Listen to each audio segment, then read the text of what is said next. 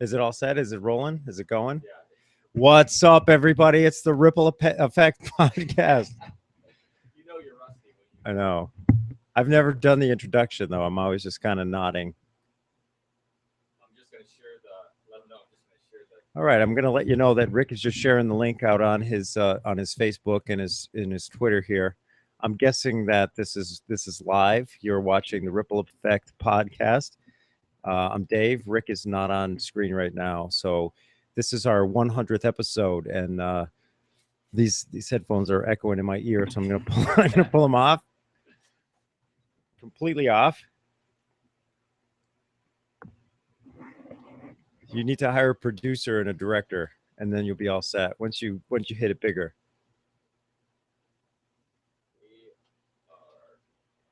Rick is tweeting out now, we are live. It looks like he capitalized the word live. And my babbling is proof that we're live. Is it working?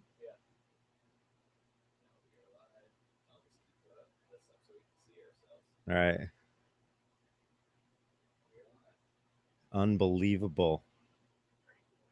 I wonder if I go on my phone if I can see this. Like if I literally, I think the camera will. Okay, awesome, man. All right. This is as unprofessional as possible. You know, it's funny. All right. Cheers. We got to cheer. Man. Cheers to 100th episode. 100th episode. This is crazy. It's actually my 4th episode and your 100th episode. It's crazy because, you know, like I've tweeted and I've said on our Facebook page how, like, not that long ago, it seems like this was just a idea that I got. And I'm always like that. Well, not always, but this time I was like that annoying friend who gets into something and then gets overly excited and has to talk about it every time I'm with people. They make a ton of jokes about people with podcasts anyway. So like even Family Guy's done a thing about it. So you're that everybody guy. has a podcast and stuff like that. Yeah, that's true.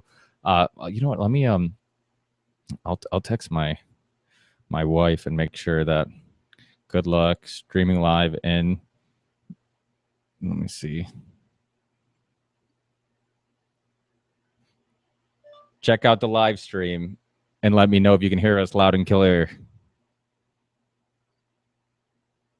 But yeah, I basically try to find a reason to talk about it every time I was around people. So I'd be at work and it'd be like people would just say something that just skimmed a topic that was like somewhat like I could just some way find a sneaky way of just like, I do a podcast. You know, it's like sometimes I found myself, I'm like, dude, I just randomly brought it up. But I think when you do something, you get excited. Did you say podcast? Yeah. No, I didn't. Well, funny you mention it. But it was exciting. I mean, to think that a year ago, and I remember when we first, and I know you said that you didn't listen to the first couple episodes, or you have, but I did. I went back and I did go, not very recently, but I recently went back and listened to the first episode. And I was cracking up at how bad it was. I mean, I thought it was bad. I did, but it's amazing to me. Like, and this is not somebody's watching because I see viewers go up. Yeah. This is something that I haven't talked to you about, but I had never intended to follow through with this with you. How dare you? My feeling was, and this has worked exactly how I kind of envisioned it was. You just, like you said, you would bring it up all the time and you just wanted to get this thing going. I thought, man, we have great conversations like you always talk about. And I said to myself, all right, I'll do this. And we'll hit a point where I'll fade out of here. And you could have done this on your own from day one. That's what I believe. But I figured I would help you get it rolling. And then once I wasn't needed in your mind, then you'd be all set. Yeah, but it wasn't that you weren't needed. It got to the point where, because you obviously you work a lot of hours, you're always busy, and I work a lot of hours. So we just had a lot of stuff that it was hard to schedule around. So to find time around scheduling around my schedule, your schedule, and the guest's schedule, it got to the point where it got so hard. But I was okay with it until you stopped showing up to shows. That's what kind of rubbed me the wrong way. Because what would end up happening was that I would find some link between all our schedules. Like, so I'd be like, okay, this day Dave's free, I'm free, the guest is free, and then last second, you're like, oh, I don't think I'm gonna Or make I'd it. become unfree though, Yeah, especially that's true. especially the last year. Things that have You might want to talk to the microphone. I know Yes. you're rusty. I'm just wandering around. Especially in the last year, my life has been super busy with work and things like that, where I'll work overtime or whatever the case may be, and I hate to not show up if I say I'm going to be there. I'd hate to commit something and then have to change my change things around as a result of that. So that's really honestly the episode that to me blew my mind was the Greg Smith episode, Dr. Greg Smith.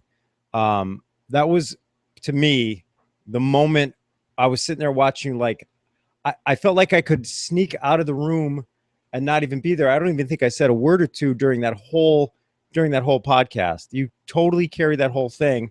And he was a fantastic guest, and you handled that so perfectly. I was like, this is the one where I can. But that was an early show. I mean, I think that, you know what's funny? It was. I think like Greg Smith and Dr. Brzezinski, I think those were two really good shows because it was topics that I felt comfortable talking about because I was really into. And talking about just the history of medicine. Both me and you are both into nutrition and diet, so it's something that I was into even before I really got into alternative media and geopolitics and history. One thing I've always been into, I was always like playing basketball and trying to push myself to the max physically and try to figure out the healthiest way of living. Which was really funny because it almost seems like my lifestyles contradicted themselves, because in one aspect I was known as being the kid who loved to go out drinking, have a good time, making sure everybody's having a good time. So I'd buy rounds of shot for everybody, not because I was trying to get people drunk, but because I wanted everybody to have fun. And then another aspect during the day, I was that dude who's like, you should eat organic, you should take vitamins, so it's just like they kind of contradict. But it's work hard, play hard. That's a great philosophy of life. You know what I mean? No, you're right. When the time to work comes, you put it down and get it done, and then when it's time to have fun, you got to cut loose too. And that's kind of the way I looked at it. I kind of looked at it as the therapy. Like I tell my wife now about smoking cigars. She's like, you get mad when I buy stuff that's not organic. You always on top of that. If she buys any cleaning supplies, I want to buy stuff that's safe, especially now that she's pregnant. It's safe for her to breathe in or whatever, and just everything. If it's sunscreen for the kid, all that stuff. And then she's like, and then you go out on the porch and smoke cigars. And I'm like, yeah, but I think the mental therapy I get from that, like the reflecting, as you've hung out with us when we smoke cigars, just as sitting back, reflecting, talking, like slowing down for a second, because if not, then you're running around. I think that is more beneficial than any negative health benefits I might get from the actual smoke. Plus, you're not inhaling it, And I had Delicia Silva, who was one of the podcast guests who was the cigar expert. Vixen? The allegedly very attractive cigar vixen. What do you mean allegedly? Allegedly. I'm married. I have to say allegedly. So you should say, some may say, most may say, most would say that she's very attractive. But the thing is, what she says, she had fun with that though. See, there's a bunch of things that I've been thinking about. I'll let you finish your thought, and then I'll get into that. Well, I was just going to say, she's one of those believers that cigars are very, like, the negative effects on your health are very minimal. She believes, she smokes every day. I mean, literally smokes every day. And she's a health freak. She eats good, eats organic. She goes to the gym. She stays in shape. So it's pretty amazing that she doesn't really feel any real effects of smoking every day. But there is something to say about with cigarettes. And I compare it to food. Like, you could buy McDonald's where there's additives and there's things like that. Or you can buy a hamburger that's organic, grass fed. And it's like the McDonald's has a bunch of stuff in there that the hamburger itself might not be what's bad for you. It's all that other shit. Where same thing with cigars and cigarettes. Like, cigars always gets lumped in with cigarettes, but cigars, it literally is just dried leaf, where a cigarette has all these fillers, all these additives, it's literally the processed food of smoking. Like, it's not the same as pipe smoking or cigar smoking, where it's just the tobacco itself. And there's some health benefits to nicotine, like it sparks creativity. There's a lot of people, I forget which author and filmmaker, I think one author and one filmmaker, very well known, but I can't come up with the name at the moment, which will be more and more frequent as I keep drinking. But they were saying how once they quit smoking, they had a real hard time sparking creativity and imagination. And it seems like there are some effects with that, with nicotine. But what were you gonna say? No, I was just gonna say, that's one of the episodes that I did. I gotta admit, I haven't watched every episode that you've done. I haven't watched every episode that you've done. You haven't watched all 99? No, I haven't watched the previous 99. But as I was reflecting on the fact that and it cracks me up too, because you're right. You'll put out like we're doing, and it's not been we for a long time. But as I was reflecting on the shows that I have seen and my experience in working with you, I've always found that whatever the topic has been, the guests have always had a good time on your show. They've always seemed to me to be genuinely interested in coming back. There have been people on, and I'm sure as I say this, things are going to come to your head, where you've had guests on that were surprised at how much you knew about whatever it is you were talking about with them. And I'm sure most of the guests, a lot of the guests that you've had have been, they've done book promotions and things like that, where they'll sit with an interviewer who doesn't know shit about what they're interviewing about. And it's really kind of like they say a few words and then the guest has to carry the conversation. And I think it must be refreshing for them, because you don't pick guests based on them promoting something or anything other than it's something that you have a genuine interest in. And that definitely comes through in the shows that you've done.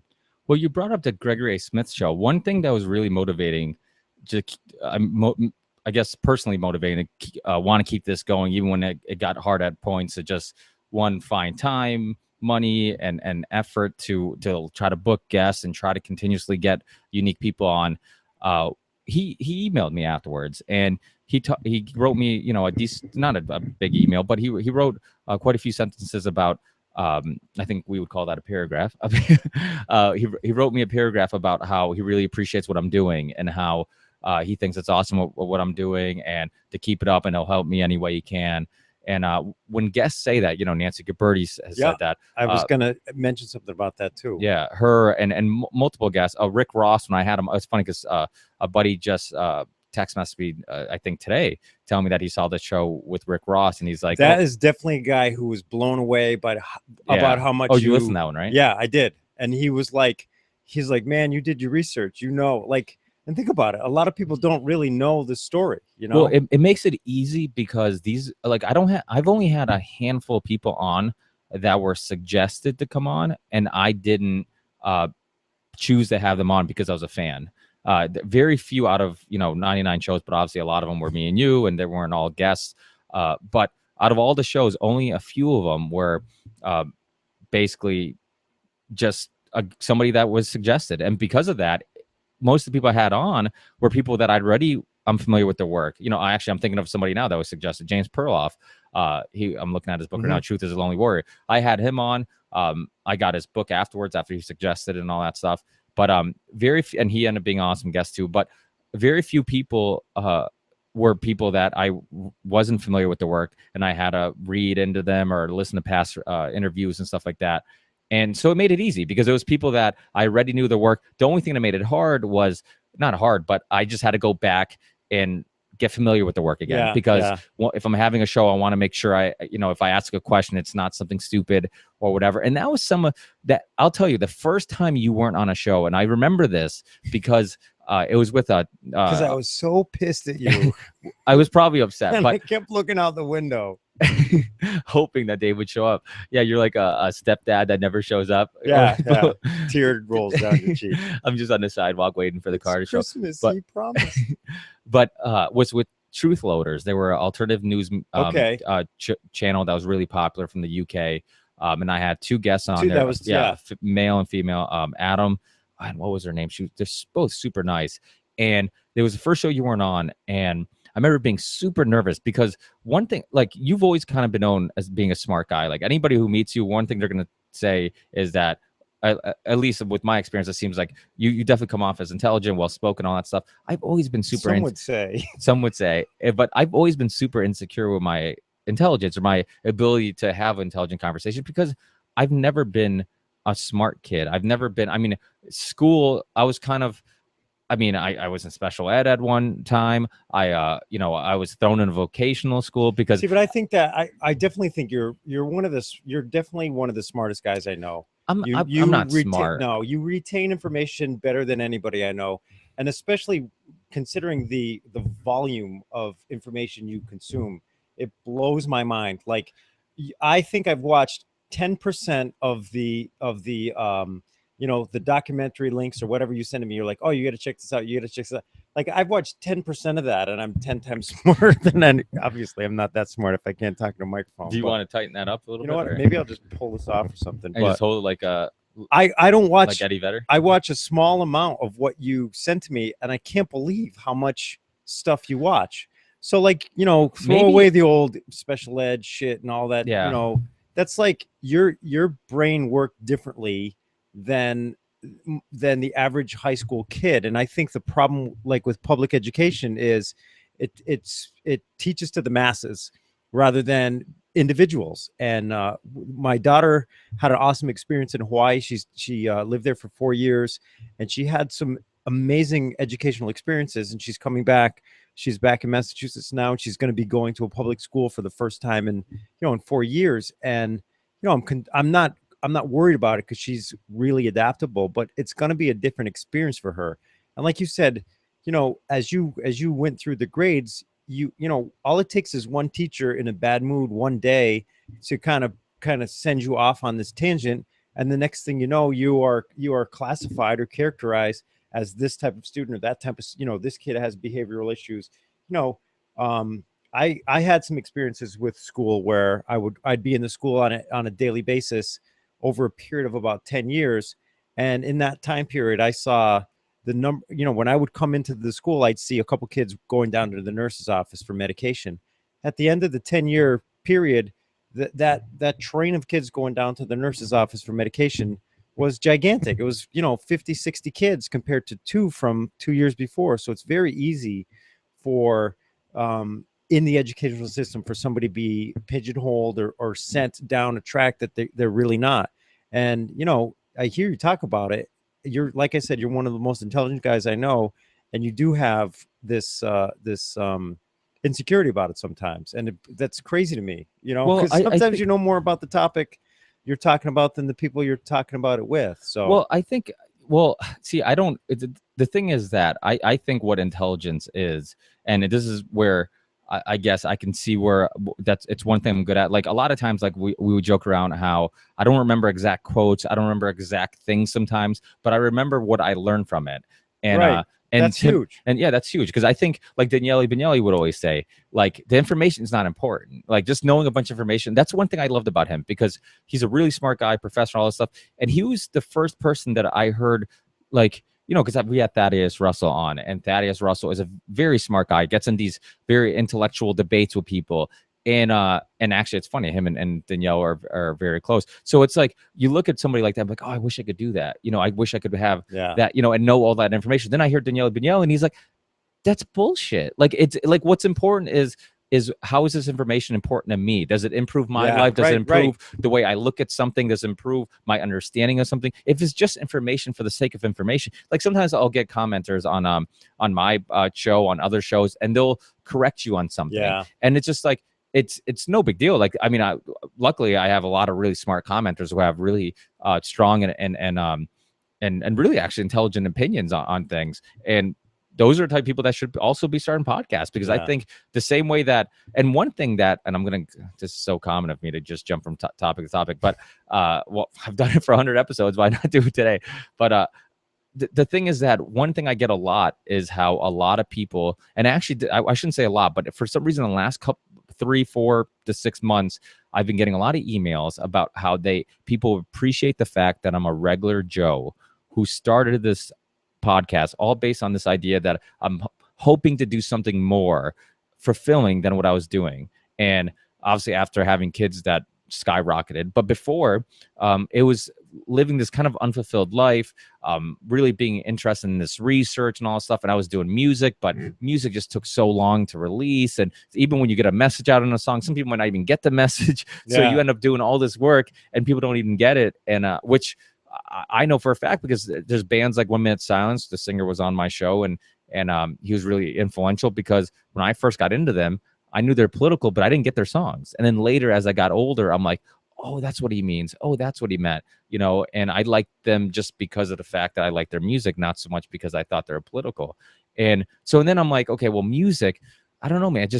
I feel like I could do something more. And then when I got into podcasts, one thing that I thought was fucking amazing, and I always bring this up because Michael Sandel, the Harvard professor, he teaches philosophy. He was one of the most influential people to me, because he just put information out for free. He did a whole semester, and apparently a lot of people have done this, but for some reason I've always been intrigued with philosophy. I think I was probably just looking up lectures or something on philosophy, learn a little more about specific philosophies, and he put his whole semester online, and I was like, this is crazy. I'm like, this is awesome. Like, it's like free. going to a Harvard, a Harvard class. And then it hit me, like, that's what podcasts are. Podcasts are an opportunity to learn for free. And not just that, you get somebody like Dan Carlin. Like, there's a great podcast, I've sent it to you, with Dan Carlin and Sam Harris debating. And to be able to hear really smart people not just give a lecture, but actually have a conversation, and people pick each other's minds and ideas. Like, to me, that was so fascinating. And to be the fact that my drive to work from A to B could be a complete waste of time, but instead, like, I'm picking up a lot of this information, and people say, oh, wow, you retain all this information. A lot of it is, and people are like, I don't have time for that. I'm like, I'm using the time in the car, usefully. Yeah. And I made up that word, right? Usefully. Is that usefully? That is a real word. And and instead of just usefully, I don't know. Actually, I'm gonna put that out. That. I'm not sure. Usefully. For the record, we're not sure. Usefully. But I am a foreigner, so I have the right to make up words every once in a while. But yeah, so that was, to me, like, that was amazing. And I thought it was revolutionary. I thought this idea, that's why I was so excited about it. And I couldn't understand, like, I would try to get you into them, my buddy Eddie, my buddy, I think Kevin was excited about it. Like, oh, that'd be cool. You start a podcast. And he was a fan of them. But a lot of people were just like, I don't get it. My brother, for example, he's like, I don't get it. He's like, I'd rather listen to music. I'd rather listen to talk radio about sports, because WEI is really popular in Massachusetts. And I'm like, yeah, but you get to, like, there's podcasts on every topic, on history, on cars, on sports. If you like it, there's a podcast about it. Exactly. Even like there are TV shows that do podcasts. I know I've listened to some of the Better Call Saul podcasts and things like that. But I remember when I was living in Sturbridge, my drive from Sturbridge to Ludlow, I would take my daughter to the library, and I stumbled across this thing like you just mentioned. I think it was called like Modern Scholar or something like that. And it was all these different college courses that were on CD. And just like you said, that's the perfect use of that commute time.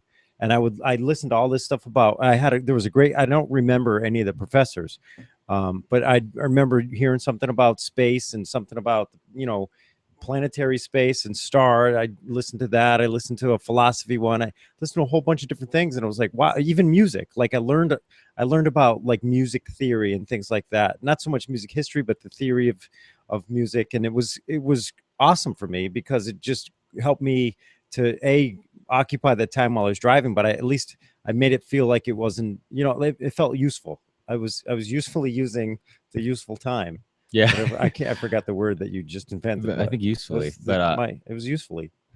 But I agree 100%. I think that's what made it interesting to me, because I went down this path right after high school where I wasn't going to college, and I was kind of stuck down this path where I couldn't, I guess I could, but I didn't even know if I would like school or what I would go to school for. So that'd be a waste of money, and I'd put myself in debt. And I'm sure a lot of people listening to this show know my opinion on college. Is it necessary? Probably not. There's a large amount of kids who have jobs that have nothing to do with their degree, and they're stuck with all this debt. And a lot of kids who just come out of school and go right into, I guess, the real world, for lack of a better term, and end up making money immediately, not having all that debt, and also getting some life experience and work experience. Sometimes end up achieving more. But so college seemed like a risky option. And again, I didn't do good in school, according to my grades. Yeah, but think about the way you look at information like you admit. I don't and it's funny because there's another key theme that goes through your podcast is you misquoting things like crazy. Yeah, And I all love the that. time. But you don't like it's really not important. You'll misquote something and you'll always say the quote is something like this, and I don't remember who said it, but But it's the idea. the essence of it is Yeah, there. the essence. Now, the essence of things aren't what you're tested on in school, even in college. It's not. Occasionally, you'll get a course that is more about what do you think about this, but through middle school, high school, that kind of thing, it's not about the essence of what you're taught. It's about the specifics of what you're taught. So if you don't remember, the exact number, the exact date, or who exactly said this, then that's what you're tested on in school, and that's going to affect your grades, and it's gonna make you question, like, geez, I'm not good at school, so therefore I must not be smart. Yeah, But and if you absorb it in a different way, like you do, like you grasp it, you know what I mean? And it's much better to learn to grasp something than it is to know, the specifics of it. yeah, and I think like I never did well in math. Like to me, there was nothing interesting because I was always in the arts growing up. I loved drawing, I loved painting. Well, I know I didn't really like painting that much, but I loved anything that kind of where I got to do where I had freedom and I had the ability to do whatever I wanted and go down any path I wanted. Like even when I got away from playing soccer when I was really young because my parents are Portuguese and I had to. And then I kind of rebelled against that and I wanted to skateboard and BMX, and I like the idea of like here's another way of being creative. Like there's zero rules. I decide how I want, what tricks I want to do and what order and how I want to do them. And to me, I love those things. With math, it was always like it's right or wrong answer. And some people like that. Like I think, I don't know if it was my buddy Marcin, who's actually watching right now. He just texted me. Hey, Marcin. I think he was saying how, and he's a math whiz. And but that's what he does enjoys for work. that. He like loves but he that. actually enjoys the fact that he's the opposite. Like we were talking about this and he was saying how he likes the fact that, and I'm going to misquote him and he's listening. So that's now I got some pressure on me, but maybe you can call in and fix it. Call in. And so he was saying how he likes the fact that there's a right or wrong answer because when you're right, where a lot of other things are subjective. It's like, how does a teacher who teaches philosophy tell a kid that he failed? Like, that's I guess with just not paying attention, but I'm saying like when you give somebody an A it's or not a B, because you're right or wrong. Yeah, it's because you're just not grasping the essence of something. You know? That's the difference between philosophy and math. Like math, at the end of this gigantic piece of work that you do in this gigantic equation, it ultimately comes down to right or wrong. Yeah, absolutely, every time. And Marcin is attracted to that kind of thing. That's what appeals to him. That's what appeals to his mind. Yeah. And you're the opposite. But I get exactly it. I get the idea of, okay, I know for sure this is right, and that gives me comfort in knowing this is right. And there's a way of getting this answer. Where like with a lot of other things, you have to go on this journey of trying to figure out what's right and wrong. And even when you do find something that might, even with art, but there's a lot of bullshit in art too. I mean, with like modern art and the idea of like this is, like this sheet, this sheet is art, and this is the blue sky and the white sky, and but it represents this is cloudy and that. And it's just like it's almost like the bullshit behind it. There was a great in the movie Back to School with Rodney Dangerfield. He had to do a report on Kurt Vonnegut, and Kurt Vonnegut was actually in the movie and wrote the report for Rodney Dangerfield in the movie. And the professor was like, "This is absolute garbage. Whoever wrote this doesn't know the first thing about Kurt Vonnegut." And Kurt Vonnegut's like, but that's so true because it's up, some of the stuff that's up for interpretation, we don't know what's right or wrong. And that's, to me, I like that. I like the variety of the way people interpret it. And that's what I like about having conversations with you and talking to you about things. You've changed my mind on a lot of things. We've had a lot of discussions where I'm black, you're white. And by the end, halfway through we're gray, and then it's, it's a little black. Now it's a little more white. And at the end, it's white, so. Well, I'm not interested in because my mother's always like, oh, you're a talker, this and that. And I'm like, I'm not interested in talking just for the sake of talking. But one thing I absolutely love is sharing ideas. Like I love having a in-depth conversation. Like sometimes at the gym, if I end up getting in a real good conversation with somebody, I'm like, okay, I can cut this short and do a workout that really, how important is that to me right now? I can make up the workout later this week or tomorrow or whatever.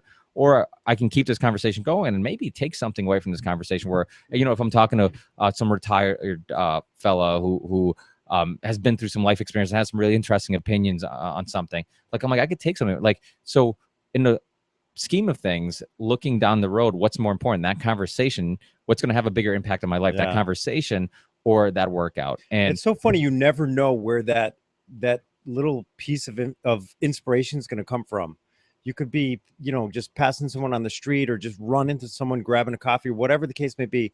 Somebody may say the most profound thing that just makes you think like all day long, like, oh my God, that was so, you know, that guy was right. And it kind of changes your course or whatever. You know, I've had that happen to me a bunch of times, which brings me to a thing that I thought about in retrospect. If I had any technical skill, I would love to go through the last 99 podcasts that you have. And I love every time you have a guest that says something using the term ripple effect, because you reach your guests in a way that they feel like they're contributing to that. And I've heard so many, and Nancy Guberti was one of the people that I remember her saying, yeah, this is really a ripple effect. Like they see what you mean and why you've named the show that. And I wish I could clip together every guest that has ever said that. I've thought about that back too. to you, Yeah. because I would say it's definitely a majority. Probably 70 to 80% of your guests have commented back, like towards the end of their conversation with you, and said something using the term ripple effect, and really felt like they've made an impact through being on your show. Well, I say that, you know, I've said this numerous of times on the show, like, oh, this is why I called it Ripple Effect Podcast. This is my inspiration. I truly believe in the ripple effect. But, you know, I don't just say it.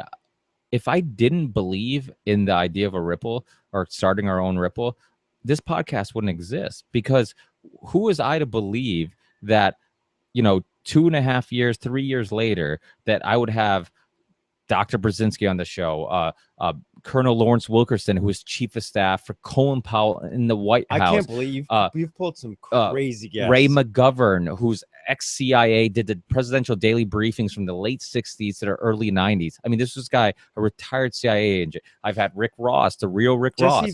Jesse Ventura, you know, like Sean Stone, the son of Oliver Stone. So to think that, so it's like, if I didn't really believe in this theory, and I think this podcast is an example of how it's not just bullshit. Like, I truly do believe it. And if I didn't believe in it, then I wouldn't continue doing it. And I wouldn't, and it shows for anybody listening who's thinking about doing a podcast. And I say this all the time, but like, if you have anything that motivates you, that you're in love with, do it, chase it. If it's, you know, my buddy Renato, who's overseas playing basketball, you know, I'm sure it's not easy sometimes being away from family for so long. He's been away for years.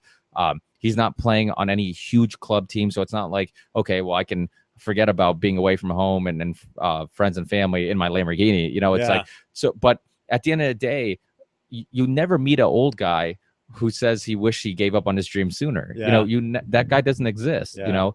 And so I think looking back, that's kind of what we, you know, what we hope for is to look back and say that we pursued things as far. And there was times like, you know, especially right after having my son, and I have anxiety thinking about having my daughter. I'm like, what am I going to find time to do this? I mean, I have some guests already lined up to do shows.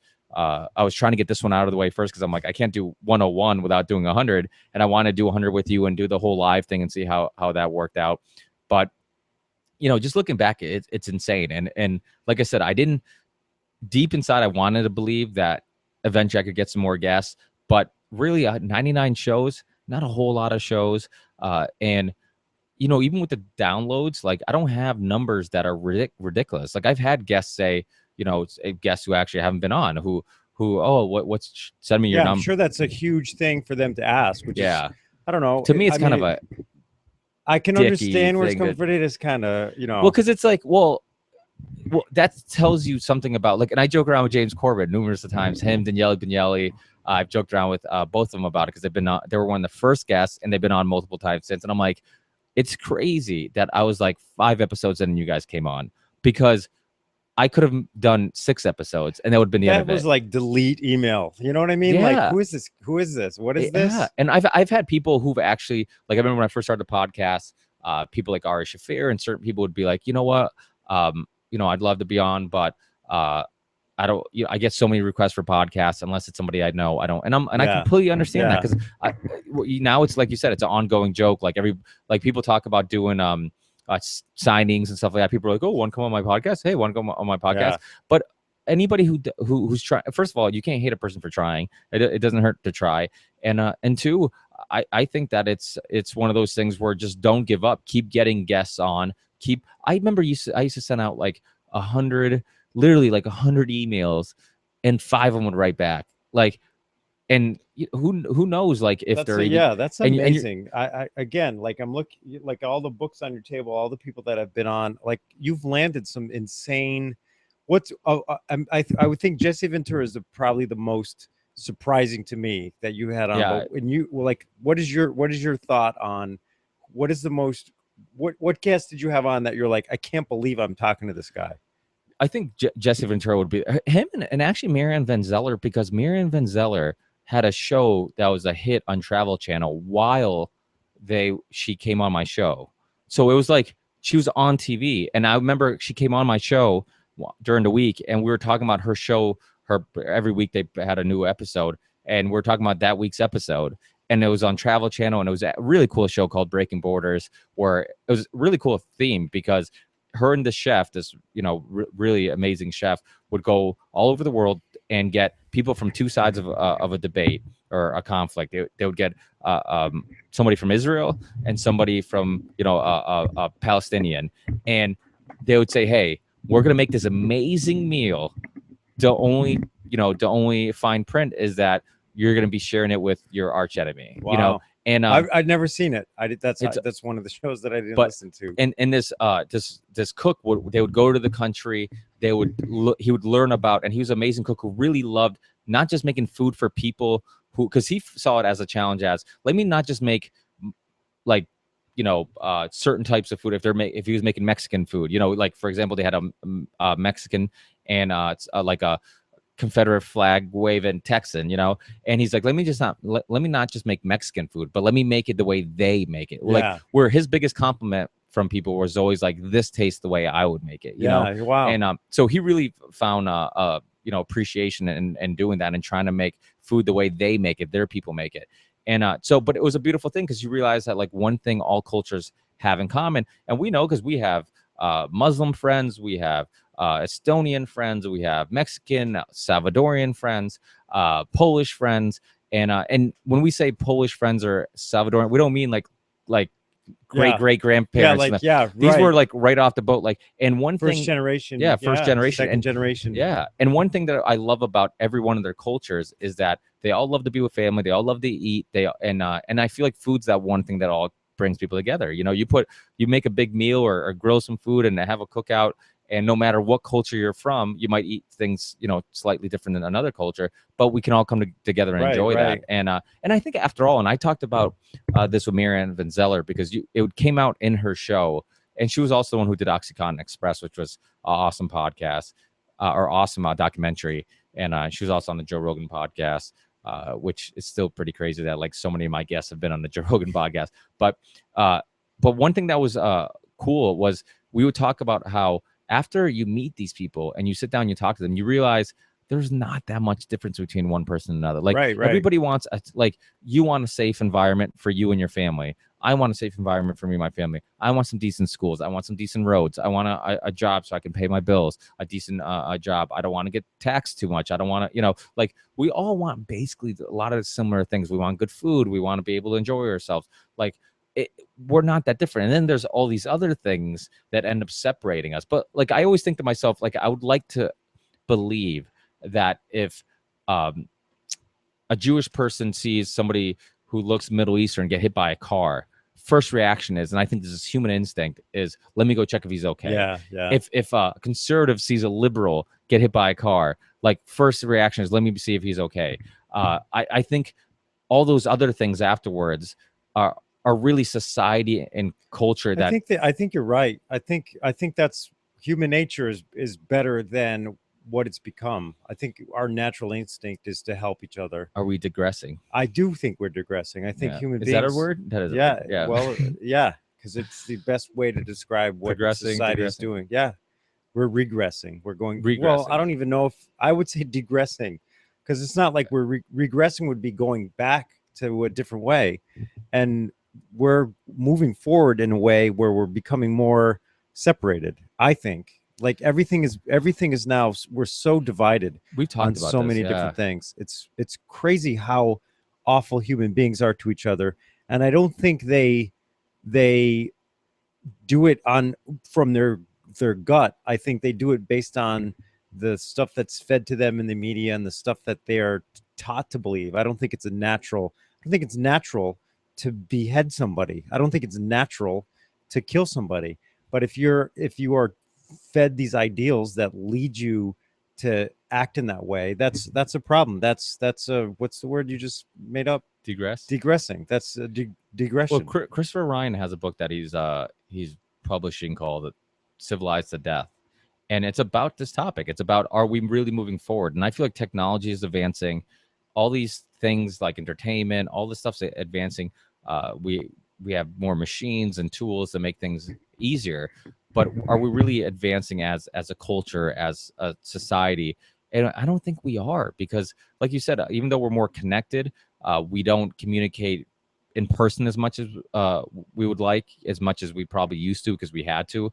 I still, for example, perfect example, one thing that I like about having you in studio, or like Mike Martins from All That Remains was in studio, who's sitting there, we connected immediately. Yeah, it's because different. Yeah, it's definitely different. Because you lose something, even with some a piece of technology, which is nothing. Not complaining about it. It's awesome to be able to talk to somebody via Skype on the other side of the world. It's much more intimate than writing them a letter and absolutely. mailing it and waiting for that to come back.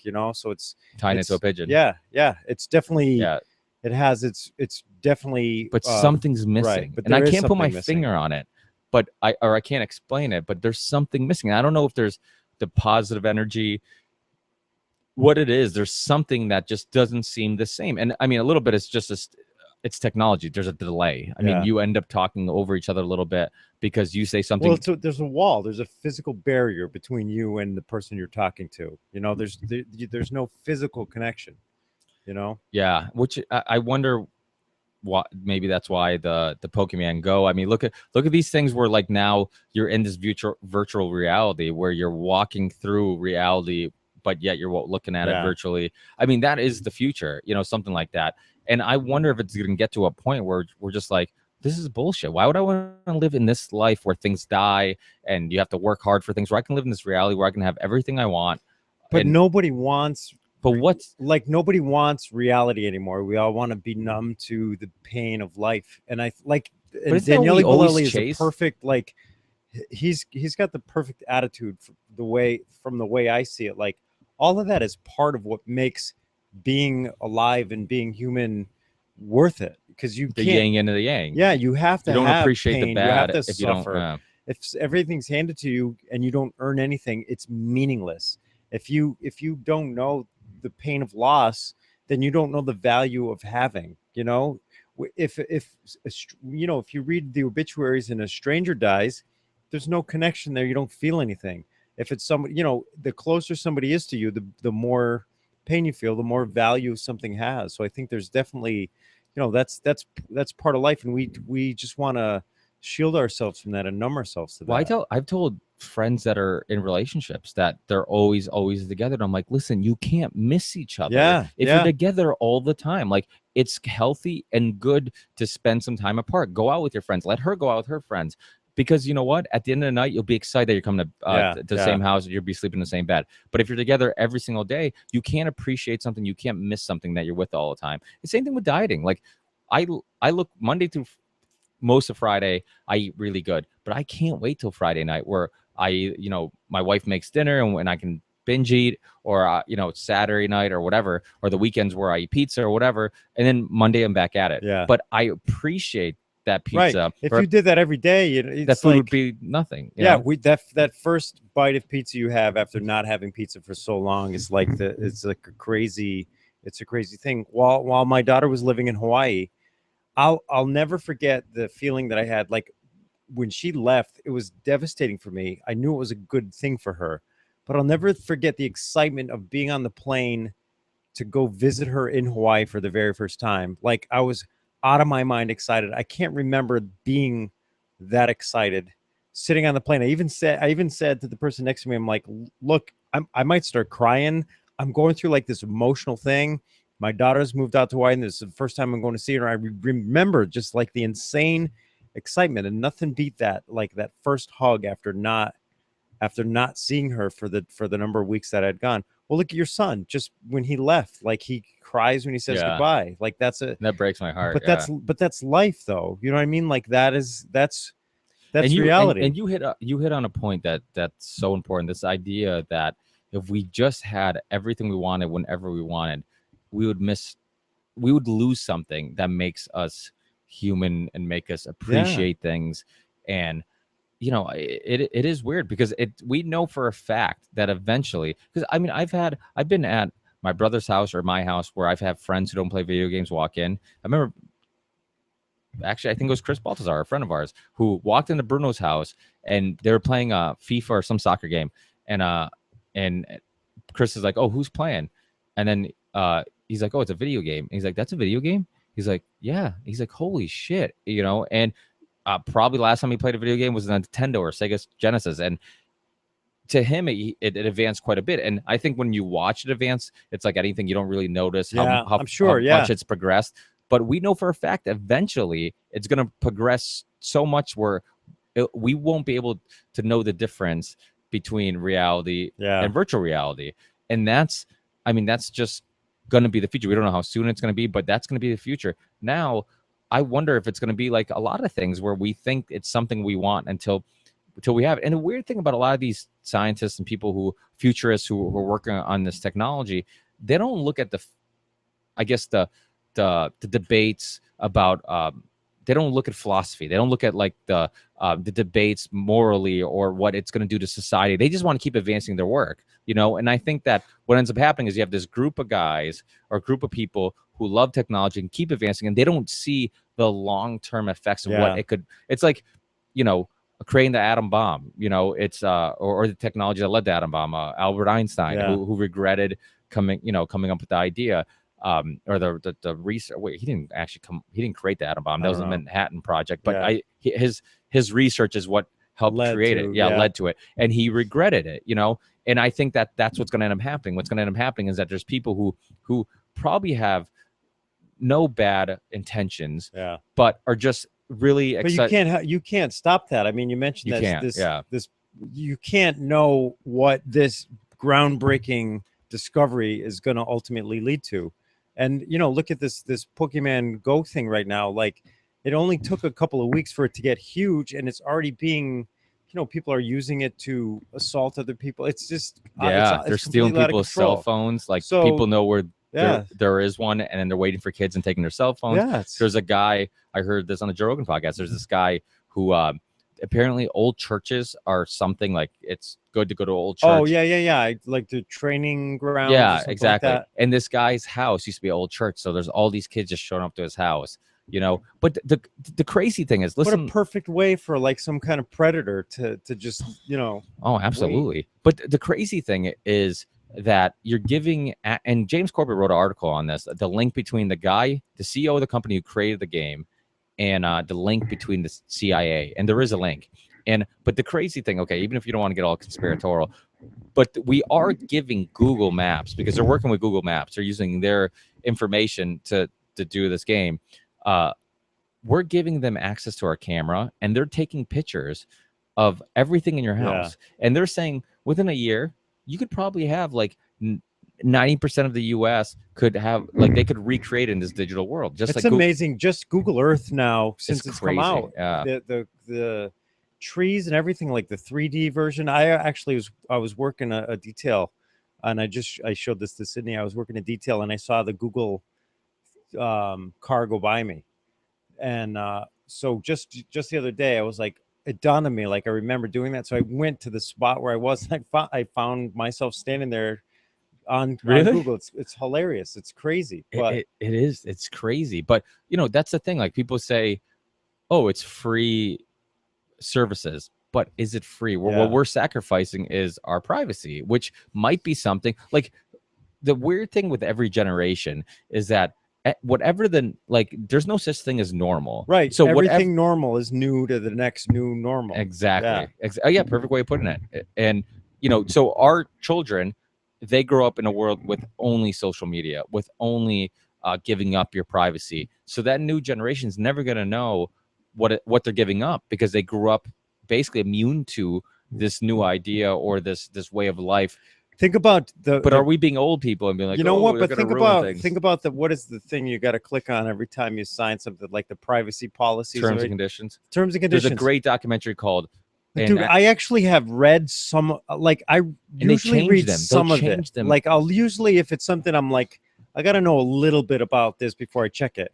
I don't think kids now even like it's just an automatic like. Yeah, but it's on a waste of time. There's a great documentary called Terms and Conditions May Apply. It's on Netflix. And actually, I was supposed to get the filmmaker on. I actually can't remember why I never contacted him again. Because you were waiting for me to do 100. Probably. And but this was a long time ago. Actually, I should probably reconnect with them, even though it's an older documentary. But it's waiting for me to do 50.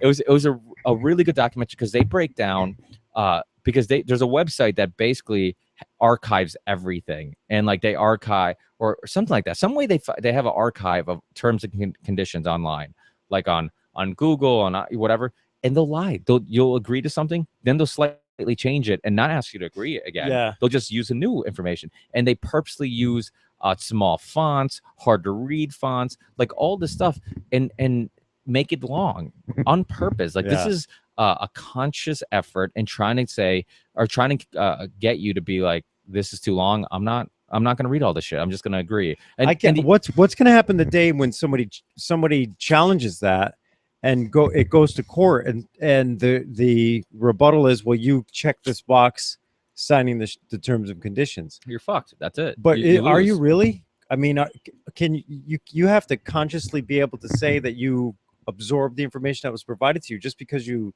Yeah, but I don't know. To me, that doesn't seem like it's legally binding, especially when you could say, if I was an attorney, just find a loophole. If I was an attorney, I'd say, listen, I don't know how long would it take for somebody to actually read the terms and conditions that they check to, and this person downloaded this app at 9:59, and they used the app at 10:01. There's no way they read the terms and conditions in those 3 minutes. So clearly they didn't read it. They didn't understand it. So to say that is some kind of legally binding agreement, just because you sign something, but you have to knowingly sign something. Wouldn't that give you a pass on almost every contract if you just say I didn't read the whole thing? Well, I would think it would give you a pass on a ridiculously, obscenely long contract. But if you go buy a car, it's 1-page document. You sign off on it. There's a lot of shit you sign when think you buy about a car. Think about when you buy a house. It's this thick. That's a lot of people were able to. I heard something about winning some kind of lawsuits against banks for loans that were robo-signed. Yeah, meaning that the other end of things, nobody actually read the documents. Well, the people were getting their houses back also because the paperwork was basically when the whole Ponzi scheme about people selling loans to other banks. And selling them, and it moved hands so much that they lost the paperwork. Yeah, and so they got to keep their house because they couldn't find the paperwork to prove that that's crazy. I refinanced my house and never made a payment to the company that I refinanced through. As soon as the paper was signed, my very first bill came from a huge bank. It's a necessary evil, like banks. Like sometimes I wonder. I'm like, there is something nice about the fact that I don't actually have to make enough money to actually completely purchase something to have things I want. Yeah, like the idea sounds nice, but in a way, I also understand that it is a way of convincing you to buy shit you can't afford, right? So you can stay in this debt and be in this, because you look how little freedom you have when you create that. Because what ends up happening is that are you trying to push that back? No, I'm good.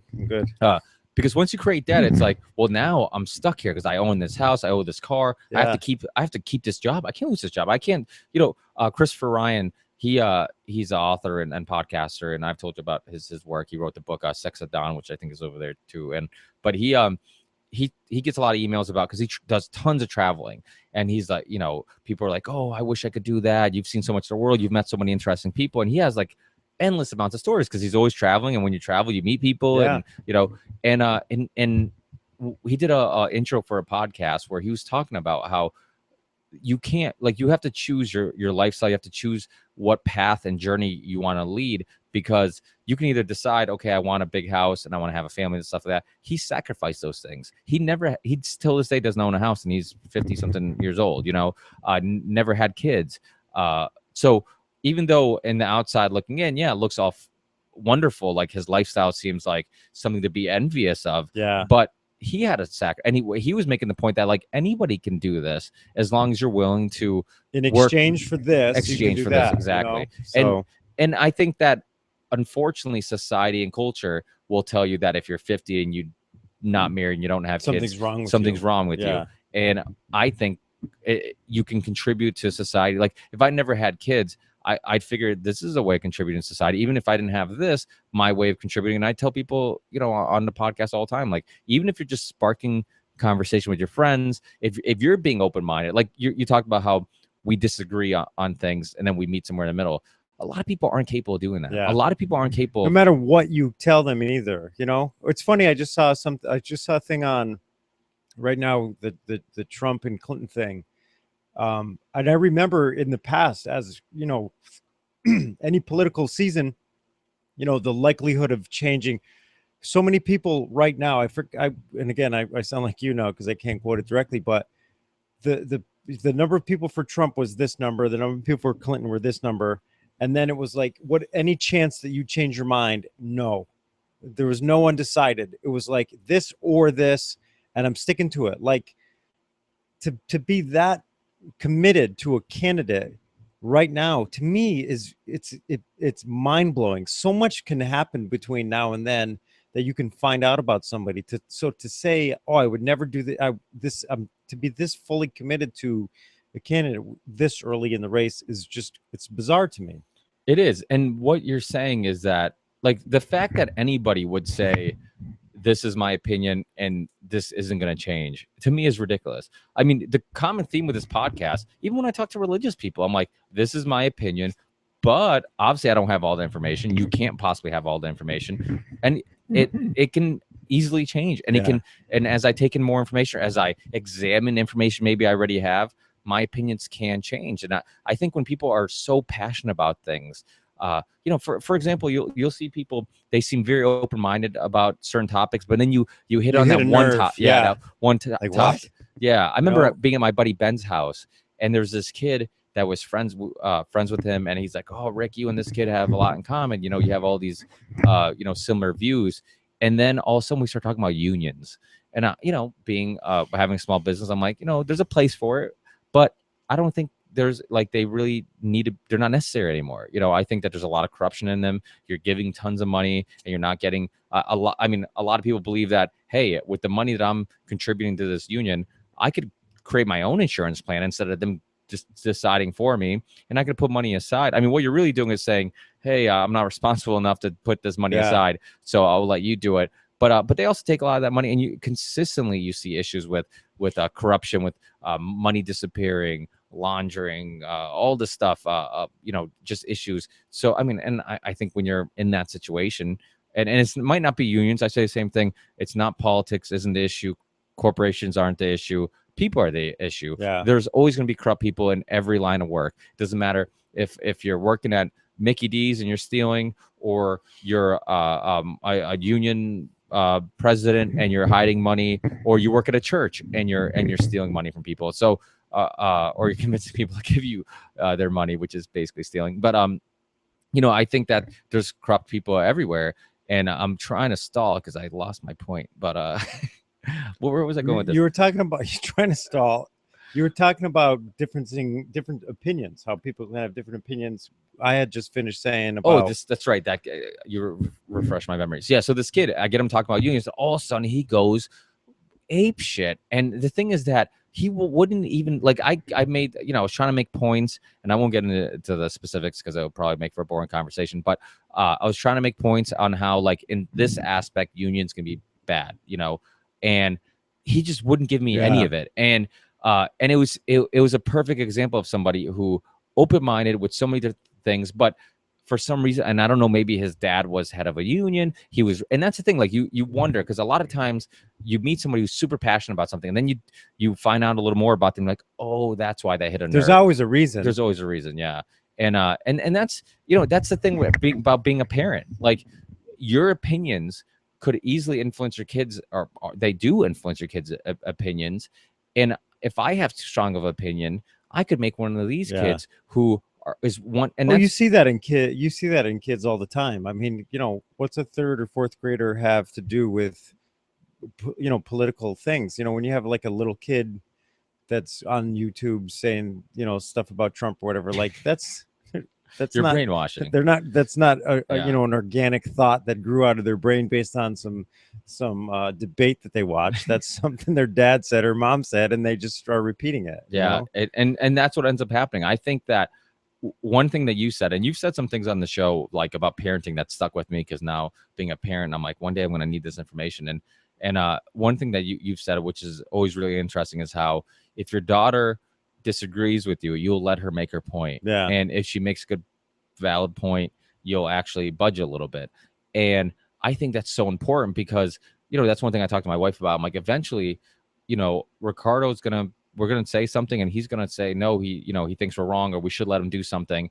And I'm like, we have to be good at saying, hey, make your argument and make your debate. And if you make a point, and I mean, I might be wrong. I might be wrong on why I believe you shouldn't be able to do this. So make your point. And I think that that's important, because I think that as kids, and I don't know how your parents were, but my parents always try to convince me that they had everything figured out, and I should listen to them because they all knowing parents, and I'm just a kid. But they wouldn't explain it. They wouldn't. Yeah. And that's what was for me as a kid growing up.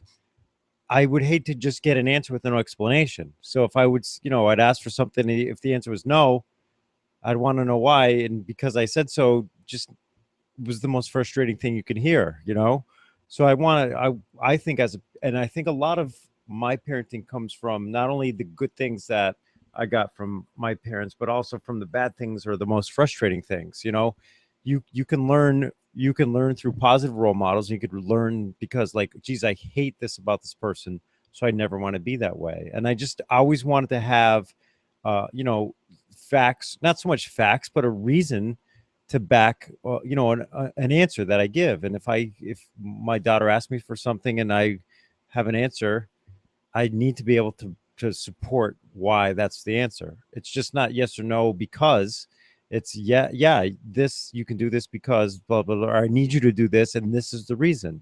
This is my explanation as to why I feel that way. And I think that's important to me. Whether that's important, I don't know, but to me it's important because it was a source of frustration for me growing up. And it's something like, geez, I never want to do that. So and then James Corbett said something along those lines, where he was saying, like, we're talking about parenting, and he was saying how the most important thing for him is to teach his kid how to think, like, let his kids think and question things. And I mean, I think that's what sparked my interest in so many things, is just not going along with the herd, but questioning, why should I be religious? Why should I believe this is the norm? What is the norm? Like, what is norm? What is a normal? For example, we talked about kids. One thing that I've kind of observed from being a parent was the fact that, did something turn off? Oh, no. It stopped. Let me just Pro Tools stop for a second. Let me just start recording that again. Dave, keep talking. Stall. Keep talking. I don't know. What were you just saying about James Corbett? Oh yeah. I think that there's the worst things about me as I look back in my life. The worst things about me are things that I just did because that's what was done.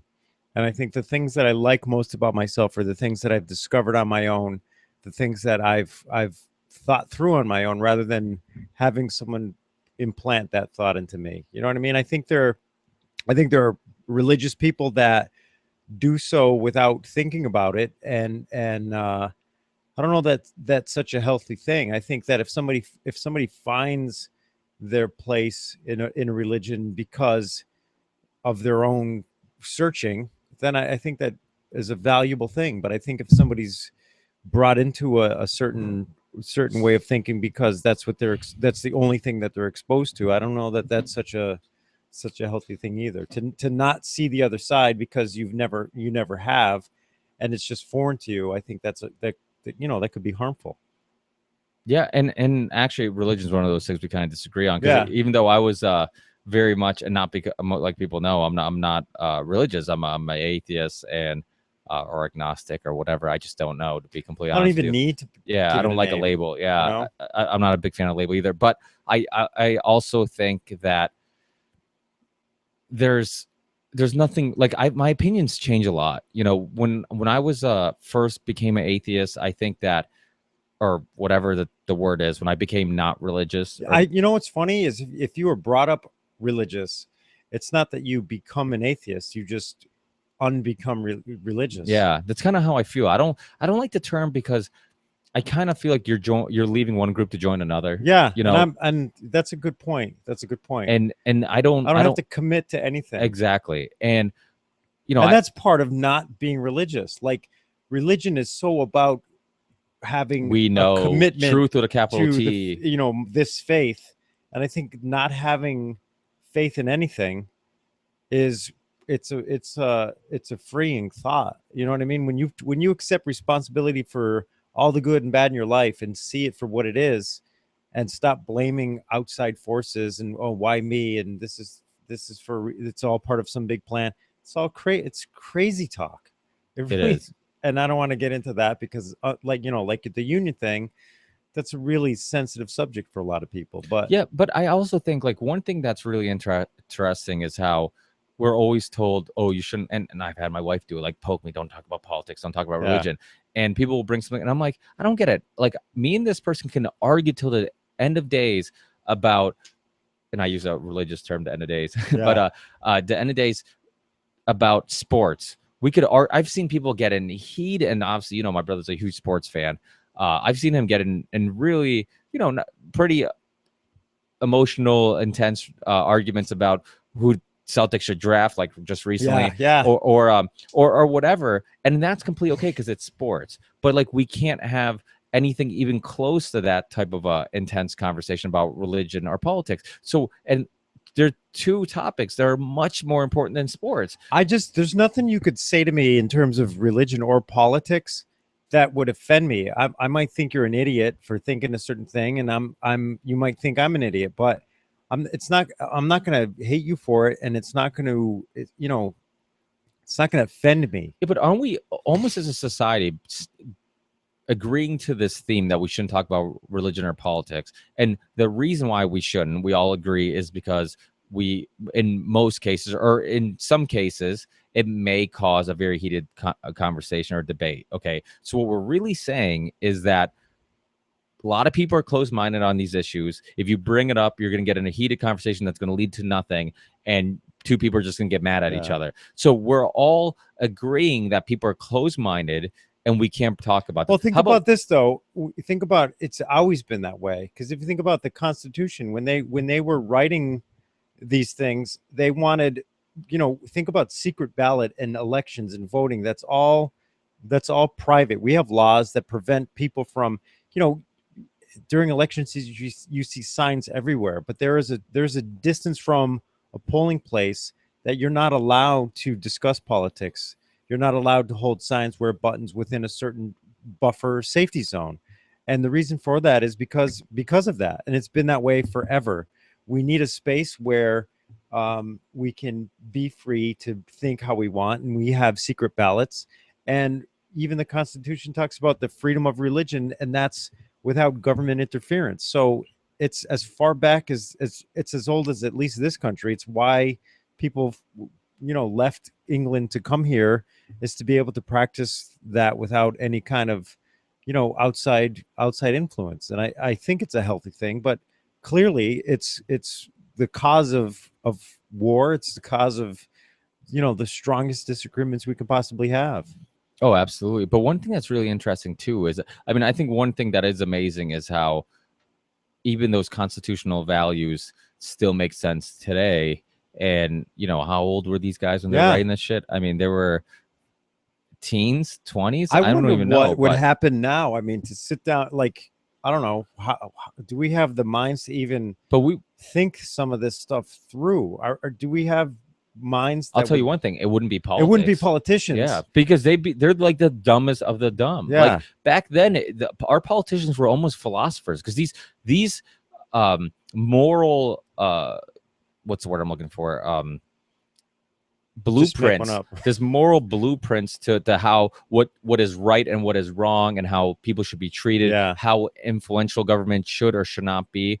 Like, those are questions, and that politicians are really good at picking a philosophy they like, or picking a party they like, and then sticking by it, and trying to get votes. I mean, really, and trying to get campaign money and that nonsense. But these guys were almost philosophers in the way that they were. I mean, like you said, to write something like that today, you would have to assume that only a philosopher or intellectual would be able to really come up with these really fair and interesting, and not just that, the pressure of coming up with these themes and these ideas that have to last even beyond this generation, even beyond this society, culture, reality that we know.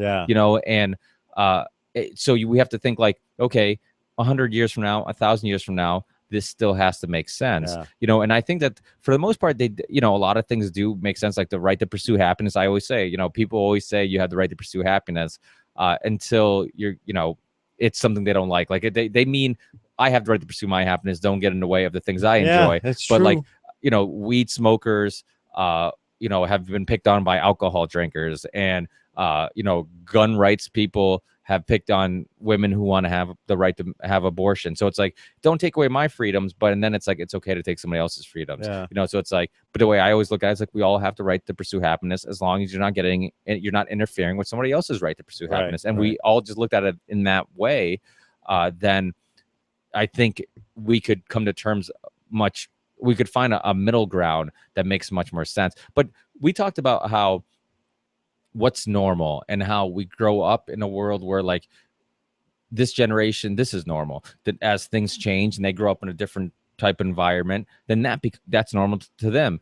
And questioning things and questioning what's normal is important. But even like something like the Constitution, like, there's people who are like, oh, Constitution, everything that's in there is correct, and we should live by it, and we should, but even that, like, that could be wrong. Like, why can't we, like, the idea that we can't even question that, like, if we wrote a constitution, like you said, we wrote a constitution today, like, we should be okay with the fact that maybe 1,000 years from now things don't make sense, or maybe we could change things. I mean, look at prohibition. Wasn't that in the Constitution, and then they amended it? It went in and then came out. But I mean, the Constitution is supposed to be something that it's a amendable, evolving, but nowadays it's, I don't know. But my point is that, like, I don't also like the idea that they look at it almost like it's a holy book, like, and what's in this is right, this writing is right, and we can't even question if this is right or not. Like, I think that also pigeonholes you and puts you in a box where you can't be open-minded and question it. Like, I think there's nothing wrong with questioning the fact that, I mean, maybe if those founding fathers were alive today, they would go back and be like, you know what, I would have rewrote that. If I could live till I was 25, I would have thought it through, So, I mean, I think that that's important too. I think a lot of, you get constitutionalists. I think that's the word, that people who are all for the Constitution, which nothing wrong with that, but they look at it almost like, and you know what? Now that I think of it, it's probably not coincidental that a lot of those people are Christians, really religious, Southerners, who look at it almost like a holy book, similar to the way they look at the Bible. Like, this is the word of God, living gods who came up with these truth with a capital T, and this was makes perfect sense, and damn you if you try to say this is Yeah. incorrect, you know. And I think that's a very dangerous way of thinking. I think that we should always, I mean, being episode 100, I think one thing which it's amazing to me is how much I've learned throughout this whole journey, because I really feel like this has been a journey, and how much my opinions have changed in some ways. You know, a lot of things have, so it's like I've got to grow on air. I people have heard me sound like a dumbass or in many shows, probably 80% of them, and watch me grow as a person, watch me grow as a thinker.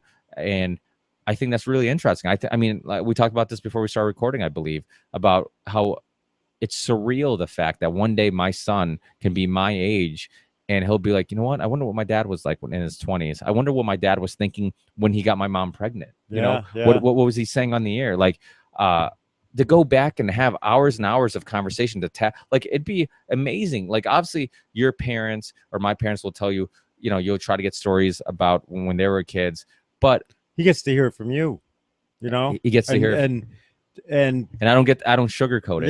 Yeah, and he gets to hear, not like hear it from you, but hear you and come to his own conclusion about what your state of mind was, you know. But that's pretty amazing, man. Yeah, like, it's hours and hours of conversation, and you get to go back and you have this digital record of somebody you love. You know, it's pretty crazy. I mean, I think it's almost like one more motivation to continue doing this. Yeah, that's huge. I think it's, you know, the same way you look at like old pictures or whatever.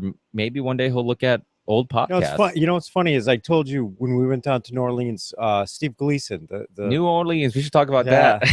Well, I told you I wanted to find that the blocked punt statue. Now, did we? No, we never did.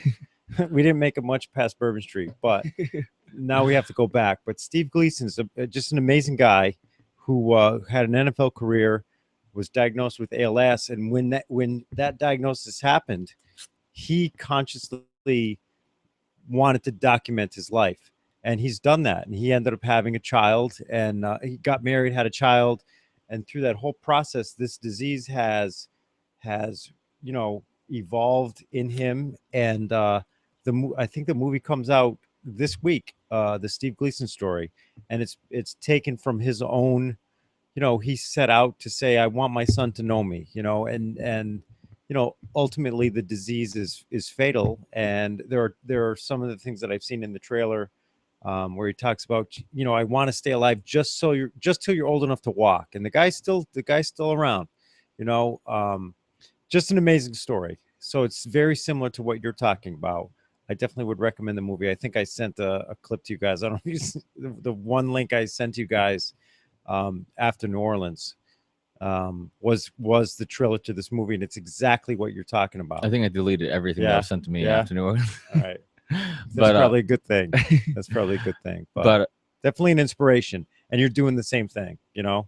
Yeah, I think it's pretty cool to think that you can do that. And I think as you get older, as you get closer to the finish line, one thing that becomes really important is not important, but something that at least I think you think about more than you probably ever have if you have before, is legacy. And what are you leaving behind, you know? And we're human. We can only, I mean, for now, we can only live for so many years, but our memory or the way we influence people, that is so much more important. I work with people who are so motivated business wise. You know, it's like everything's about making more money. It's about like, you know, how can I make more money? I'm motivated to work more. I'm more, you know, and it's like these, like my dad, for example, we're working in Pittsfield.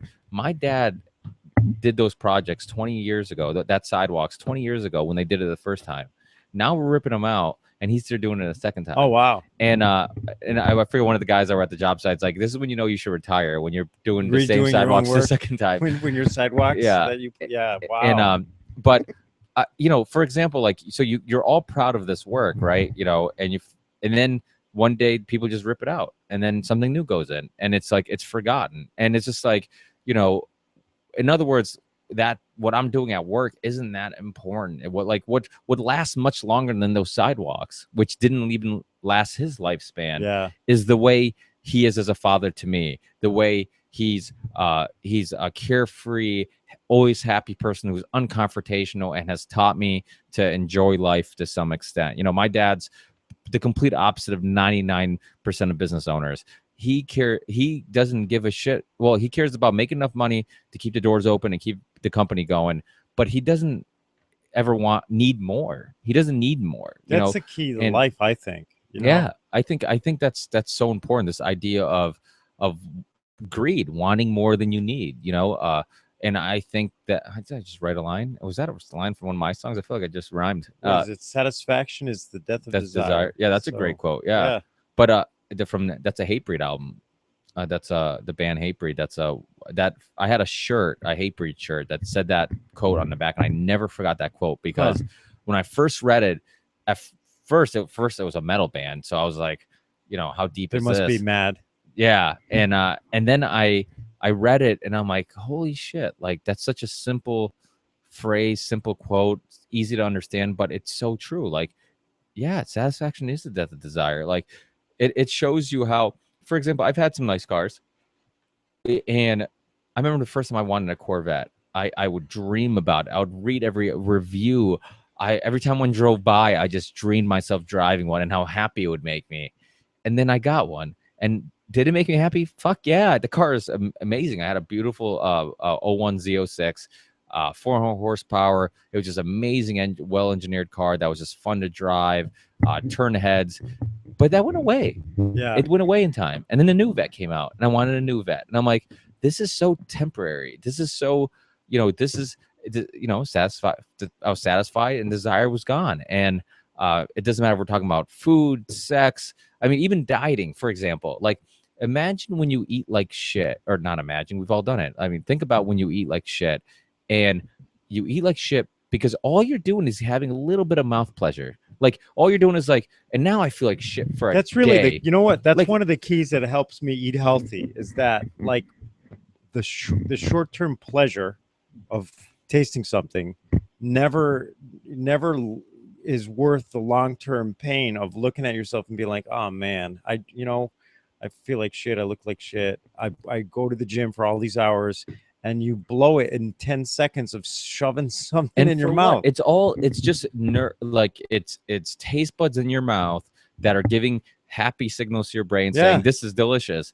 And then that's gone. Like immediately after you swallow it, it's gone. And now you feel like you're stuck with feeling like shit. No. Yeah, it's crazy. I wonder if there was a way of having like mouthwash that would give you the same taste and you get to spit it out. I remember when I was on the wrestling team, I used to starve myself to lose weight, and I remember so much that you went blind once. Yeah, that's not for recording. We're not going to talk about. Hey, by the way, but somebody write me a comment if Holly Holmes fought already and if she won. I'm really interested. So tweet me, write us on Facebook. Also, I didn't say this yet, but if you're on Facebook, we have some people sharing our links and stuff like that on Facebook. Feel free to write a comment if you have anything to say about what we're talking about. If you have any questions or comments, please share. You know, we'll check our phones every once in a while, and if there's anything worth bringing up, or if it's something you want us to bring up, we will. So, but sorry, continue. I'm sorry, I didn't mean to cut you off. I ate a full meatball grinder, but I didn't swallow it. But I needed to eat, like mentally, I needed to eat something, but physically I couldn't because I had to make weight. So I would eat, I would bite into it, I would chew it, and instead of swallowing it, I would spit it out. And I did that to a whole grinder, and it psychologically satisfied me, and I made weight. So it's like one of those things where sometimes that psychological need to taste something, you know. Now this goes almost to another point, like, you know what a grinder tastes like, so that's why you needed it. Now we were talking about society. It's funny, I was laughing because Marcin commented the satisfaction of a zebra cake. You know, I love the Marcin zebra cake thing. You know what's funny is how I don't think the whole thing with robbing the tobacco. Like I would rather I'd smoke a cigarette, which I've never done in my life, before I'd eat a zebra cake. Those things are so awful. I ate them when I was a kid, and I remember loving them. Really, why do you say they're awful? You know what? It's funny. I didn't even know that guys were texting in on this stuff. I'm gonna have to take a minute to read it.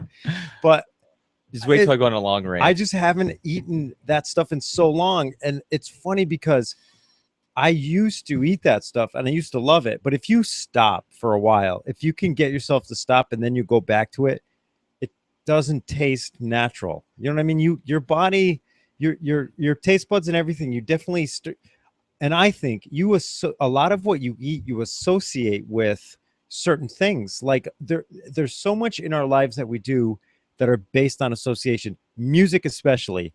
Like your top favorite songs bring you to a point in your life that it was a great time in your life. And I think work. we yeah, we yeah, we heard that song about a trillion I times. love that in New song Orleans. now. You know, it makes me want But to every just time drop we a hear it, we people's think elbow. of New Orleans. But I think that there's different associations that we get with everything that we do. And I think food is definitely one of the most powerful things out there. It has become that. I don't think human beings were designed that way, but I think through the commercialization and the way food is produced now, like we are sugar, fat, salt addicts, you Well, know? I think we take for granted how addictive sugar is. It's Like crazy. it's more addictive than, I don't know if it's heroin or cocaine, but one of them, it's statistically proven to be more addictive. And it sounds insane, but I mean, look at how many people we know who literally could not take sugar out of their diet. I mean, and carbs, same thing. I mean, there's certain things. Are you laughing about a couple text messages? Marcin is contesting that eating zebra cakes is not a short-term pleasure. If you eat 15, if you eat 10 of them, it's a 15 or 20 minutes of sheer pleasure. Our buddy Marcin, he's it's funny. Do you think he's addicted to sugar? He probably is a little bit. I think we all are to some degree. I think we all are to some degree. I think anything that makes you feel good, you could say you're addicted to, because we're addicted to things that make us feel good. Yeah. I mean, we're yeah, you're right. We're I mean, I've said this numerous of times about how we eat things that make us happy. We do things that make us happy. We play games that make us happy, hang out with friends that make you happy. I mean, you hear sometimes about like, oh, that guy's a miserable fuck. Like, you don't want to hang out with that dude because that dude brings down the vibe. Yeah, But you enjoy hanging out with the friends that are always making you laugh or cracking up. That like for example, we have a good group of friends where we can go out anywhere. You know, for example, in New Orleans. No doubt, man. And I'll tell you what, that's one of the greatest. Like that's one of the greatest for me. Greatest pleasures of life is a lot of the friendships that I have, and most of my best, most fun friends I met through you. And I don't know what it is about you and Bruno. You guys just attract cool friend collectors. It's unbelievable. And it's I think we've probably talked about this on this podcast before. There's probably like 15 or 20 total. And on any given night, it's 5 or 7. Yeah. And you never know, like, you know, you never know what's going to happen. And even like the trip to New Orleans, you've touched on a couple of times, that group of guys, it's never been just that group of guys. We got on a plane and went down to New Orleans, really and kind of like lived together. Yeah, well, you know, we all know each other. 4 days. We all like each other, but we've never been all together like that. And there was just something about that group that turned out to be awesome. Yeah. Just, you know, for lack of better, was like magical. You know what I mean? I have to admit, like when I meet somebody who I think, oh, this person seems really cool, this person seems fun and trustworthy and all these things, I'm like, why not invite them to hang out? Or how about I go hang out with them or whatever? And I think that it is hard to meet people like that. It is hard. And I'll tell you, that's one thing about podcasting too. One thing you hear a common theme with a lot of people who listen to podcasts, and I'm sure even with this one, because the cool thing about the internet is that I can see all the cities and states and countries that this podcast is downloaded. I mean, it's downloaded in Saudi Arabia, Morocco, Venezuela. I mean, you name it, every continent it's represented. And it makes you wonder, like, we might be those friends to them. Yeah, that's a like, good point. You know, like they don't have friends who talk like we do and maybe are interested in the same topics. Like I've heard Joe Rogan talk about this, about how he'll have a lot of people that say that to him, like how I don't have any friends who are in the topics that you guys are talking about. So when I'm hearing you guys hang out and bullshit, I feel like I'm hanging out with you guys and bullshit. Yeah, you know? I'm sure that's yeah. And I love that too. Like that's one thing I always like, because even though we have a lot of good friends, we don't necessarily have a lot of friends that are interested in all the same topics. You know, we have guys that are car guys that are sports guys that are whatever. But you know, it's a certain topic. So it was one thing I liked about podcasts is that I could, especially the ones that are always attracted me to them were ones that were conversations. And that's what I, you know, for 99 episodes, I was trying to recreate with guests what me and you had. And that's a casual conversation that would go anywhere. And I had this like this ongoing joke with like James Corbett, like, you know, he'll, because he's so knowledgeable with so many topics. I think sometimes he likes to know ahead of time, like, hey, what are we going to talk about? Just so I can be somewhat prepared, you know.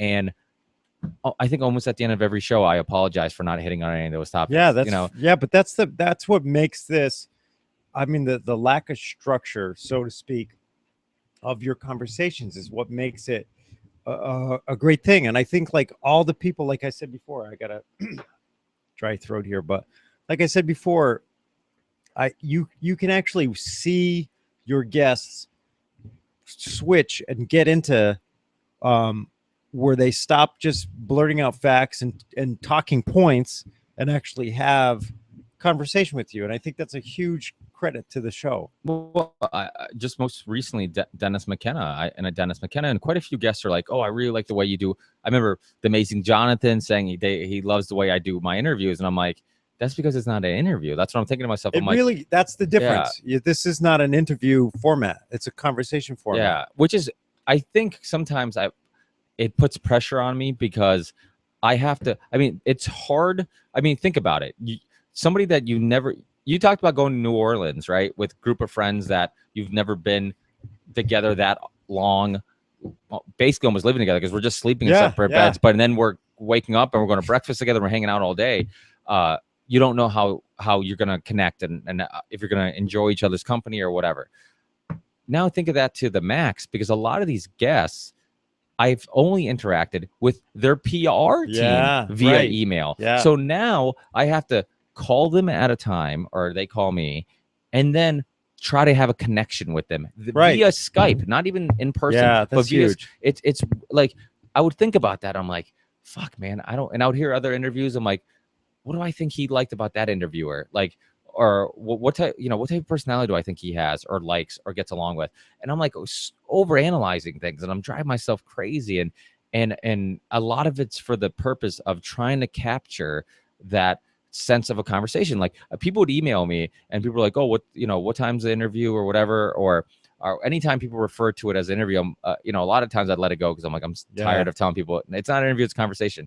And but sometimes I try to tell them to prepare them, like, hey, it's not going to be a typical show, but it is really hard to, and that's what I like about guests who could be on for, I mean, Dan Carlin was only on for a half an hour. Lee Camp was only on for a half an hour. I remember those really well because those are two early shows that I wish I could do again. And one, I was nervous because it was early in the podcast career and I wasn't quite comfortable yet. And Dan Carlin, obviously historian, super smart guy. And I think I'm much more comfortable now talking to historians than I was then. But he's the master, though. I mean, you can't. Yeah. How do you have Dan Carlin on your podcast and not be I mean, that guy's the man. He is, and I respect him and like him so much that and I think it definitely showed on the show. So don't go back and listen to that one because it sucks.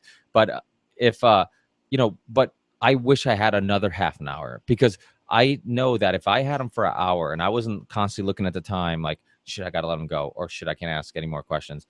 And I could get to that comfort level. Like I have my best shows with you, no time limit. Whenever we feel like it's done, it's done. Probably some time limit. And like Robbie Martin, when I have him on, he's always done long podcasts with me.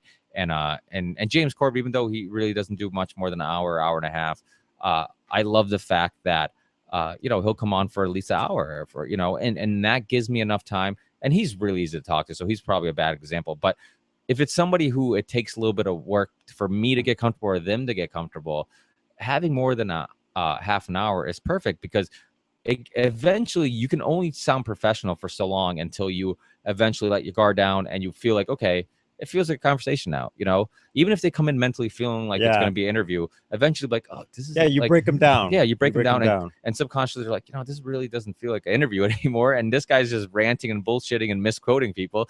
So maybe it's not an interview. And, so I like that. I like that ability. And Joe Rogan talks about it. And I mean, I talk about I've brought him up quite a few times at this show, and I think because he was probably my biggest inspiration, because I wanted his format. I love the idea that he had people on for 3 hours, and people would always be like, I mean, the common thing you always heard about guests on the show was they're like, how am I ever going to talk for 3 hours? What are we going to talk? And then at the end of the show, it's like, dude, it's been 3 hours. Yeah. And I think that people forget when you're having a conversation, not an interview, but when you're having a conversation, how fast time flies. I mean, we've all done it. We've been at a bar or after going out, we'll sit in the car and bullshit. And next thing you know, it's an hour later, 2 hours coming up. And I'm like, dude, I got to go. Yeah.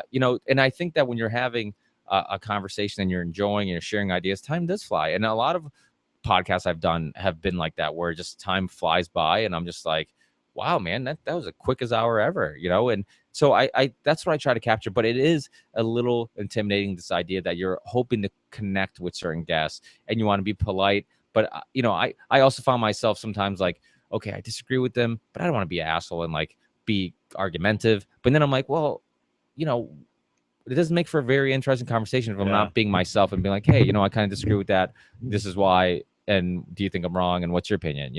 So there's a lot of things that just because you hit record on a keyboard, or just because that's the other thing. And I mean, I don't know your experience, but how did you feel, or what did you feel was the difference between us having a conversation out at the bar, like I was, and then trying to capture that, like, because that's how I sold you. I'm like, all we're gonna do, Dave, is me and you are gonna have the same conversations we ever have. And that's when I've had friends on, when we've had Kevin and Chris, same idea. I'm like, you know what? All we're gonna do is hit record, but we're gonna have the exact same type of conversation we always have. There's gonna be no pressure. There's gonna be nobody expects me to be, or they shouldn't expect me to say anything profound or anything like that.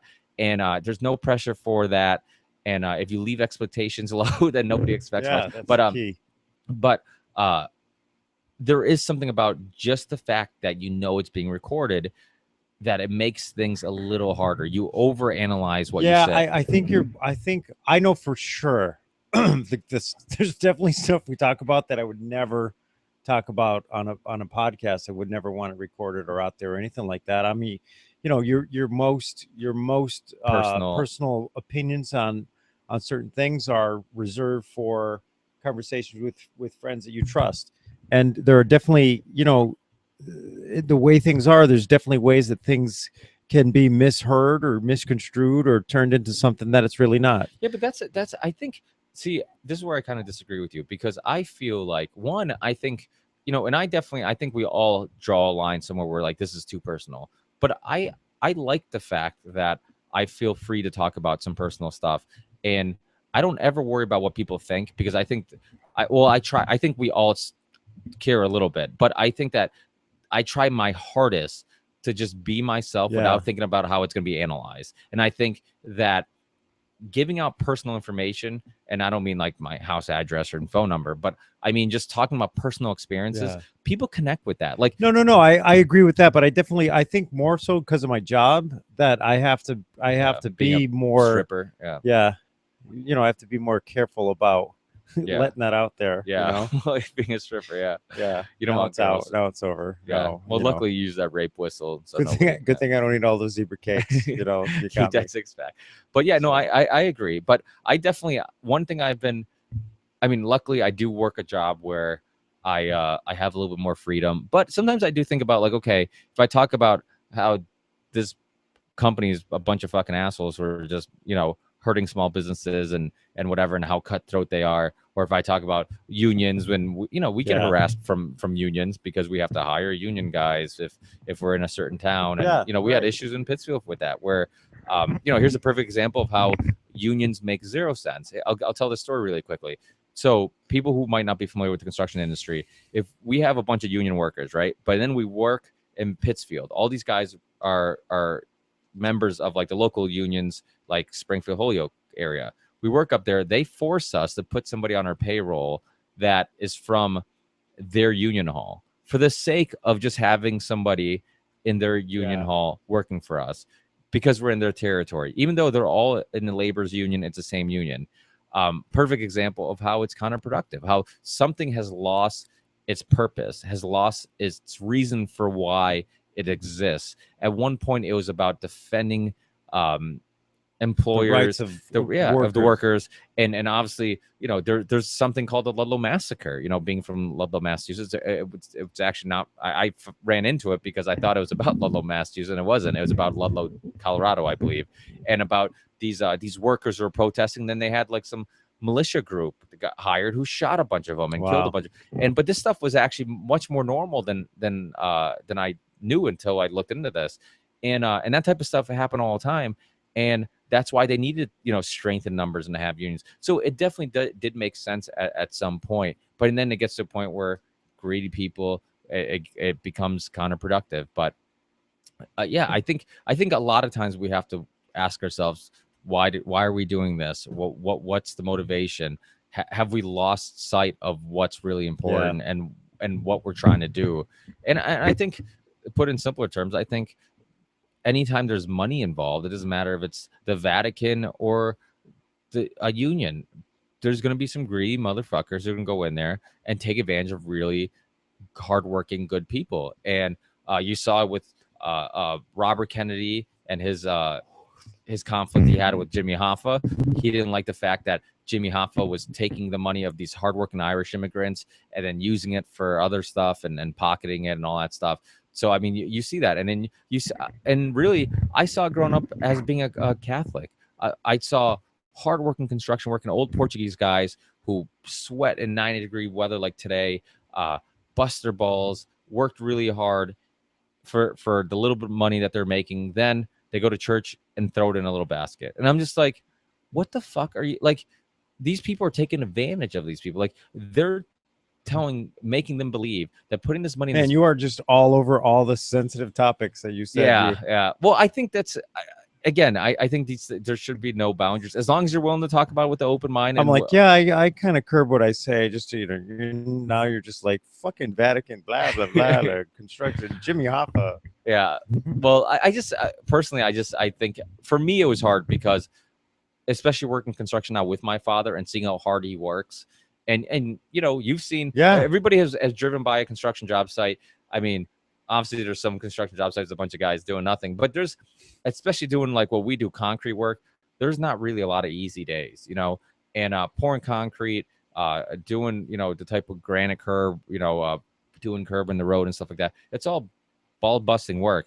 So to see this person bust their balls to make a decent living and then just give away their money to a corrupt organization, you know, it's hard. I mean, I felt bad growing up. I remember arguing with my parents about, and you talk about touchy subject. Here's a perfect example of how religion can be a touchy subject. I remember getting a F on my report card. My parents had to talk with me, no big deal. That day that I got the report card, right, I got an F. I'm like, oh, that went over well, not a big deal, right? We're having dinner, and apparently I'm a dumbass who pushed my luck. I end up, I don't know how church got brought up, but I started questioning God and that my parents shouldn't donate money to the church. I got grounded and I'm like, I didn't get grounded for the 2 Fs or whatever I got in my horrible report card. No, I got it's 2. I might have been 2, yeah. And yet, like, that was the nerve that was touched, and you know, that to me that stuck with me because it was like, my parents are brainwashed. Like, but then I'm like, it's not their fault because their parents are brainwashed. and again, like, when your daughter, my son, when they're growing up, if we tell them every single day that the sky is purple, why would they ever believe the sky isn't purple? You know, and why would they ever question that? You know, no different than you said that little kid who said, you know, who's waving the Confederate flag and says, I'm pro-Trump, and he's 4 years old. Yeah, and, that's what he's brainwashed. Yeah, you know? it's ingrained. Or you know, it's like that saying, racism is taught, it's not. Wait, is that, how does it go? It's taught, it's not. Nobody's born racist. You're that's so true. It is true, without a doubt. It is true. Like, human beings see, as kids, they see other human beings. There's no doubt in my mind. You know what I mean? Like, if there's black kids, white kids, Spanish kids, Asian kids, all in a sandbox together without any outside influence, there's going to be no, you know, it's all going to be equal. It's all going to be fine. You know, when they get older and they see the way their parents treat this race or that race, or say this or say that, that's when they're going to start to pull away. But isn't that scary? Like, do you ever think about that? How certain things you say even if we don't think, because I'm sure there's things with you growing up that stuck with you forever. Yeah. that didn't seem significant at the moment. Stupid things Yeah. too, though. Like, you know, but don't you think about like how I react to this, or how like just saying my opinions on a certain issue in front of my kids? Like, am I planting a seed? yeah, Like, of course, know, we always are, though. We always are. I think it was Brian Callen, a comedian, who said that, you know, we all mess up our kids in one way or another. We just try to do it like with the least harmful way possible. Yeah, you know, like we yeah. all have, because we're all messed up because our parents messed us up in one way or another. You know, they had flaws and they did their best, and then we try to improve from those flaws. You know, and like a lot of times, like my parents have, there's certain things I disagree with them, the way they do things, or being stubborn, or just the way they raised me that I, you know, wasn't a huge fan of. And I'm like, well, their parents were even like worse to them. Like, Yeah. you know, it's just, I remember just recently, my mom's like, you know, if I did that, your grandfather would have beat the shit out of me. And I'm like, and my grandfather's an asshole for beating the shit out of his kid. Yeah. You know, I'm like, so, and then, you know, it puts things in perspective. Like, they're doing the best based on, or they're doing better than the way their parents did it. And I'm hopefully doing better than what they, you know, you take the things that you like and then you improve on it, you know, and that's unfortunately all you can do, you know, and you're influenced by your environment, and, you know, that whole nature versus nurture argument, you know, but I think environment is huge. You know, I think it's if huge. not, Definitely, if it's not maybe the majority, you know, I think I talked about this with Nancy Gabberti. She went into some of the science behind it and stuff like that. And because we got, actually, here's a topic that, you know, you might have opinion on and find interesting, but we were talking about did you listen to the last episode with Nancy Gabberti? No, probably not. I did listen to the first one. The you first had with one, her, yeah. Well, which I thought was one of your best shows. Thank you. And so we that I talked about to. we talked out of the 5 that I listened to, it was one of your best. It was in the And top 5. The other 4 I was involved in. So, honestly, all kidding aside, that was a great show. Thank you. And so with Nancy Gabberti, one thing that I talked about with her, because she's very knowledgeable about like parenting and all that stuff, and parenting techniques, and she's done a really great job. Her son is Wiz, really smart kid, and like starting businesses already, and he's like in his teens. I don't even know how old this kid is. This kid's like really smart. But we were talking about how everybody always talks about no 2 kids are the same. But if we believe that nurture is more important than, or has a bigger influence than nature, like for example, if I take an American kid, put him in China, raised with Chinese parents, he's gonna speak perfect Chinese, love Chinese food, you know, and vice versa. You know, if you put the Chinese kid in America, so you know, it's like when you meet that Chinese guy who looks Chinese and he's like, no, I don't like Chinese food. But you look Chinese. How does that make sense? You know, so it's like that type of thing. We have to remember that, like, the way, you know, our environment, where we're raised, ends up having a bigger influence on us than the way we look or the whatever. And we're talking about how like no 2 kids are the same. And I was proposing the idea that parents might neglect the fact, or they might not want to admit that the reason why their 2 kids are different aren't because they're genetically different, but because they did their parenting style was different with both kids. And I brought up that there's no doubt about it. I mean, you even said it tonight. Like, you've talked about how you've changed who you are in the period of time. Like, your son is a year and a half. In the last year and a half, you have changed. You've learned from your son on, you know, this. I've done this with my son when he at 6 months and it didn't work, and then I tried this. You're learning how to parent your son. Oh, absolutely. Through your son, and all the things that didn't work with him, you can skip. And when your daughter is born, you now have a different attitude, a different set of tools, a different outlook. You're a different person. You'll be 2 years older.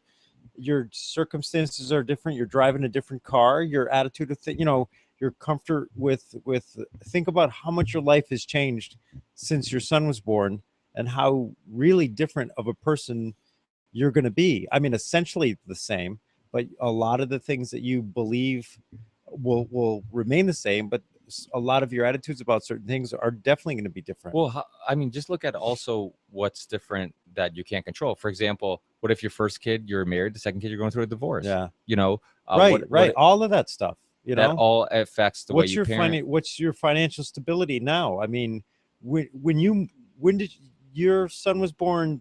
Right after you guys moved here, right? I mean, it wasn't. Yeah, soon after. You went through. You got married before your son was born. You know, no, your son was there. Your He son was at there. the He was wedding. my wife's But belly. Yeah. all of that was causing stress in your life and uncertainty, and you were going through a lot of huge personal things when he was born. A lot of adjusting, and now look how settled you are.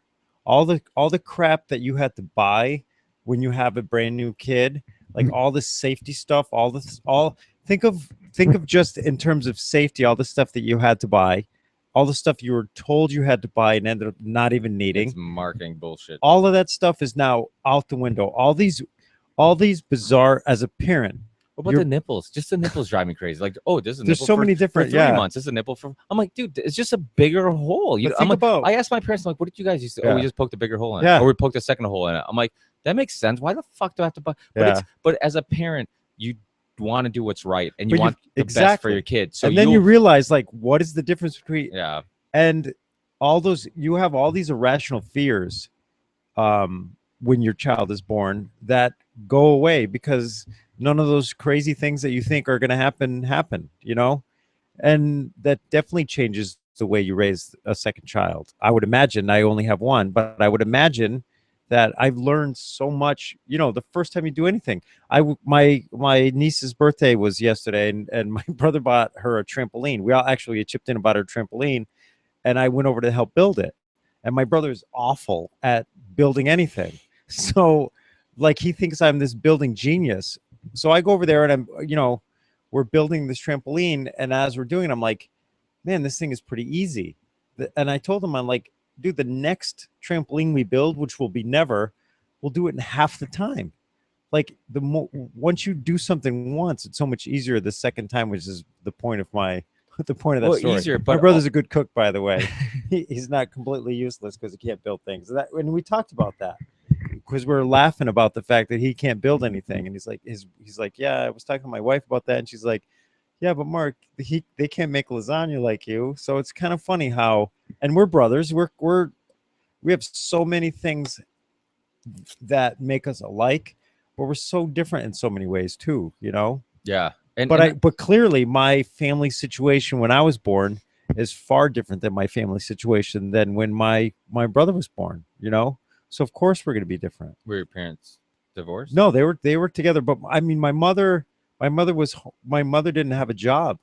Her job was raising us. Being a mom. And as my Are youngest you brother, saying being a mom isn't a Yeah. job? no, I know, I You thought about that. See, Insensitive bastard. that's what I thought about. But The she feminists are emailing it she now. went out and got a job when my younger brother was Actually, the feminists, I think they would be mad at you for I don't thinking that know. women should. Either own, way, yeah, see, who knows? Somebody will be upset. see now yeah. now because this is live, we can't cut that out. But I've either never way, cut anything out. I meant a paying job where she Yeah. received a salary or Love isn't you know. something worth. But anyway, things are different, you Yeah. know. No, absolutely, and that's one thing I wonder too, because I'm a little afraid. Like Ricardo was our first child, and like the first anything, it's no different than like your first love. Dude, I'm the middle. Like my Nobody gives a parents shit about you. my Yeah. parents loved my oldest brother because he was first, and they loved my youngest brother because he was last. And I'm just a middle kid. Like they left me. They places. say don't have really. Yeah, like sometimes they'd forget I was even there. If we lose one, we still got two. Yeah, Where's that other one? What's his name? it's the middle one. That seems like a recurring thing. People are always like, don't have three, have four. Yeah, Don't, or either have two or four. I love being the middle though because You get away with stuff, right? you're pretty People don't much forget about invisible. you. Yeah. So you do you get left at bus stops and things like that, but Is that? Are you serious? No, Did you? I'm not serious. I had my big brother was the ultimate big brother. He was awesome.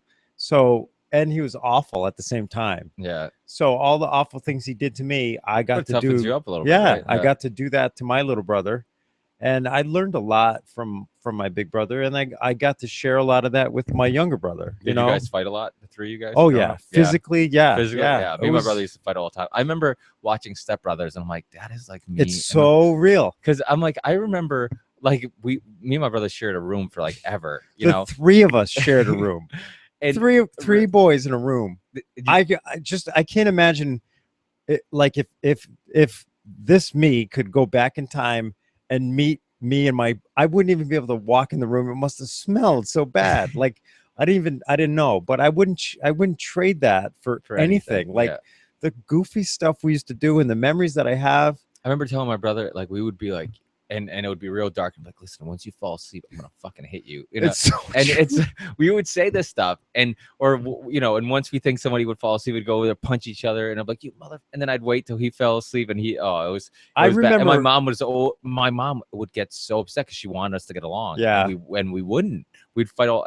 Was your mother like that? She yeah, of course they want you to get along, but that's part of life is not getting along. That's how you socially get it through life is I almost feel like the more my practicing- mother wanted us to get along, the harder it was for us to Yeah, get along. yeah. You know, and I kept telling him like, this is normal, brothers fight. Oh, Like, you have and not you just- have to. But you know what? But if somebody came after your brother, you would like drop everything between the two of you and you would take sides with your brother. Isn't it amazing like how I feel like we're still like very primitive when it comes down to that, like certain instincts. Like it seems like a person, if somebody tries to fight you or harm you, you could avoid it and you don't Yeah. have any problem. But if somebody tries to harm a loved one, all of a sudden this instinct Yeah, kicks in.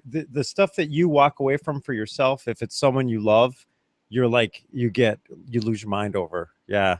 Yeah, it's so true. I mean, having a sibling, there's definitely pros and cons to it. I mean, I think having an only child, only child syndrome, but I know people who are only child and are completely normal. I and really think I know, that and I know people who aren't the only child Yeah. who have only child syndrome. I really think it's like if you're like I had an older brother and a younger brother, I have no idea what it would be like to use the bathroom without getting walked in on or disturbed or pushed or you know what I mean? Like I don't know what that's like. I don't know what it's like to be an only child. So what you And don't there's know, you social don't miss. skills too. I think you learn. But I think that my daughter's an only child, and I think socially That's right. Yeah. she matures faster because she's constantly with adults. So she Or really she's constantly trying to make friends too. Like she's that too. she's full- Yeah. Because I remember like when me and my brother growing up, every time we went somewhere together, You probably I- didn't have to make friends because I didn't. I always knew there's this comfort of going there with at least I know one Yeah. person and he's with me. And I remember the first times that like I went to go play basketball, pick up basketball, and I went by myself. Yeah. And I was like, this is weird, man. I don't know My anybody daughter here. can do stuff that I would never dream of doing. She's been through so much, so much experience at her age. I bet you she already. could hold a microphone in front of her I face. a bet little you bit. she could too. I bet you she can hold a conversation better, and I bet you she would show up to more podcasts than I do. Yeah. You know, But it is weird because I mean, like having another, and like I was saying, like your first love, that's something. It's not that specific person that you might hold on to. It It's the might be special. experience, It's yeah. experience. It's experience. It's the fact that it was the first person you made love to, or the first person you went to a movie to, first person you really liked, first person. and all of those things. That's Bruno. Then for you, that he was your first for all of those things. No, no.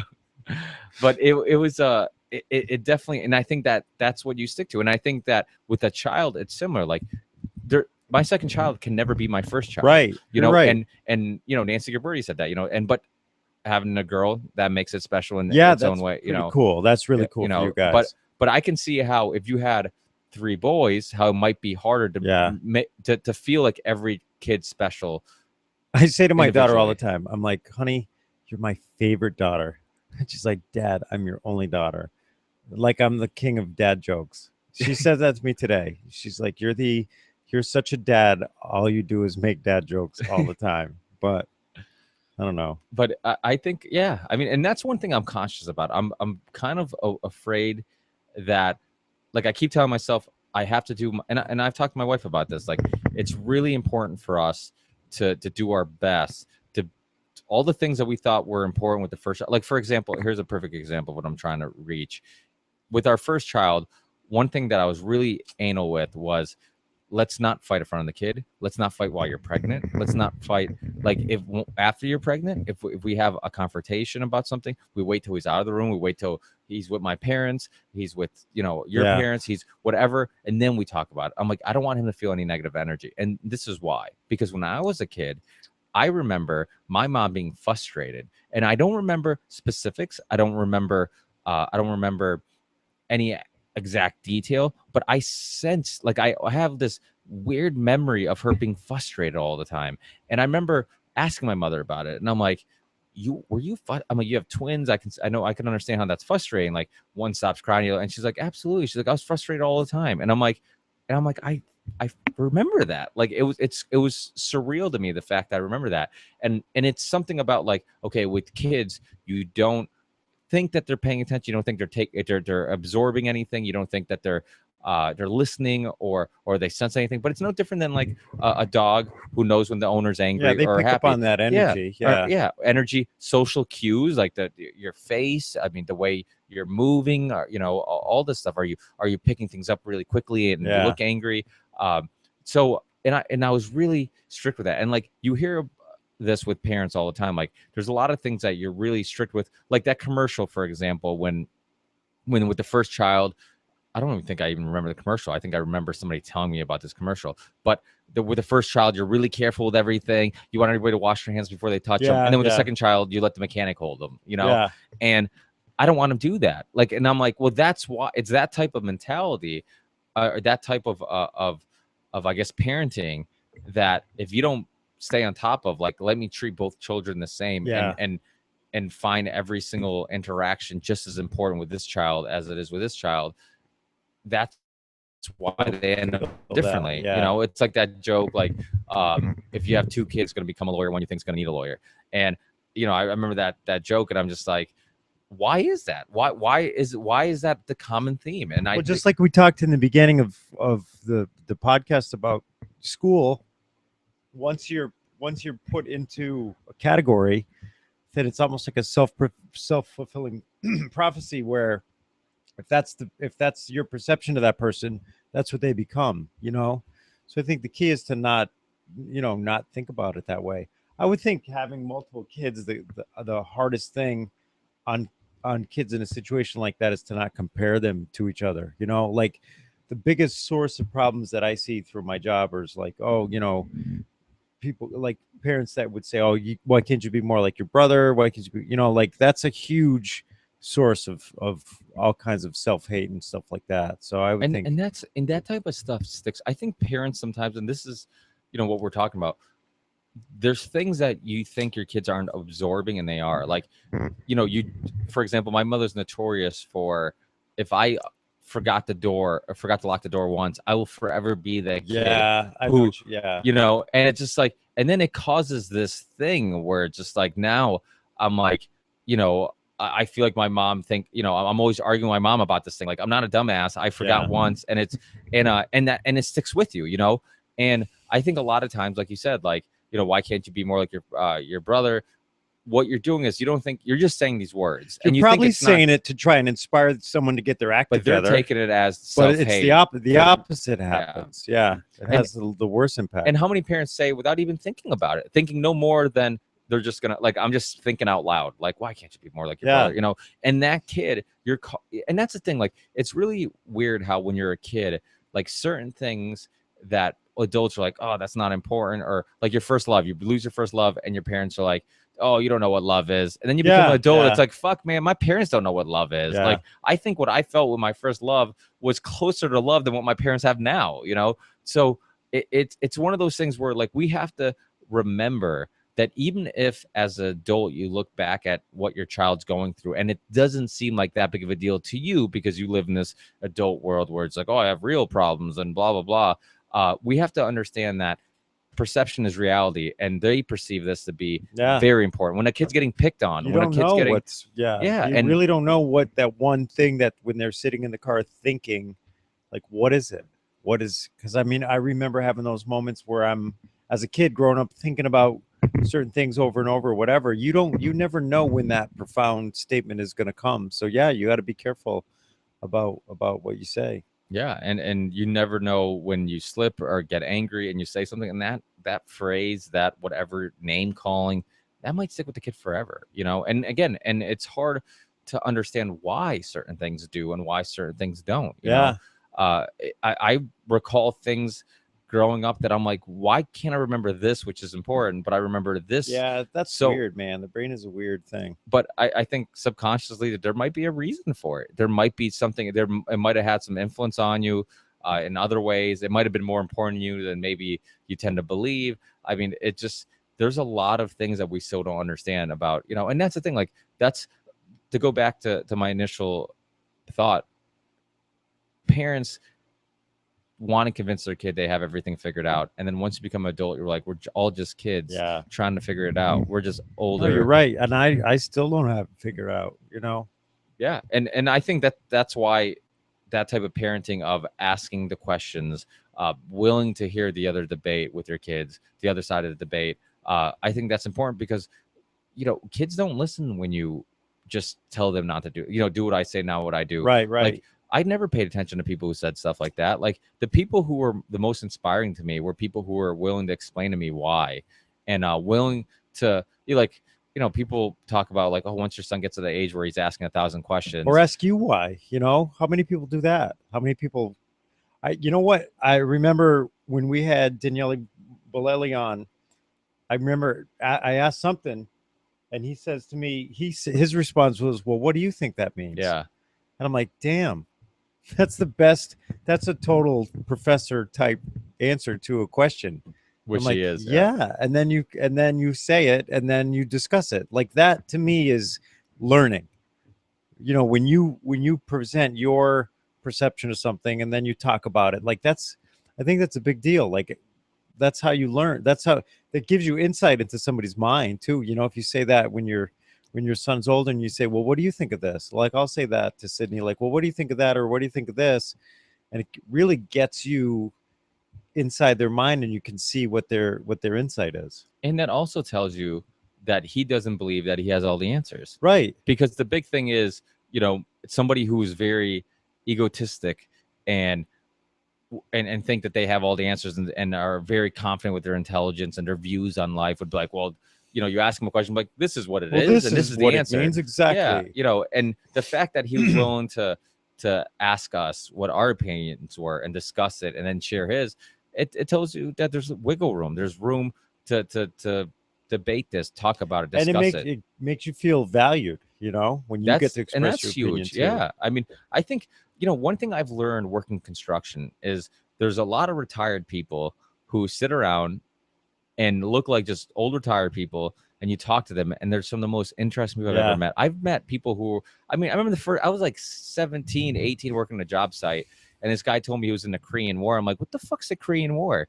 And then he's like, oh, he's like, that's why it's called the Forgotten War. And all of a sudden I was intrigued with the Korean War. Yeah. And I'm like, and he was, you know, telling me about his experiences and like his, you know, talking about just how we've gone involved in you know, in foreign policies and how ridiculous of a war it was and all this stuff. And, you know, and he had all these really well thought ideas. And I'm like, this guy, I was working, this guy was sitting on his porch watching me.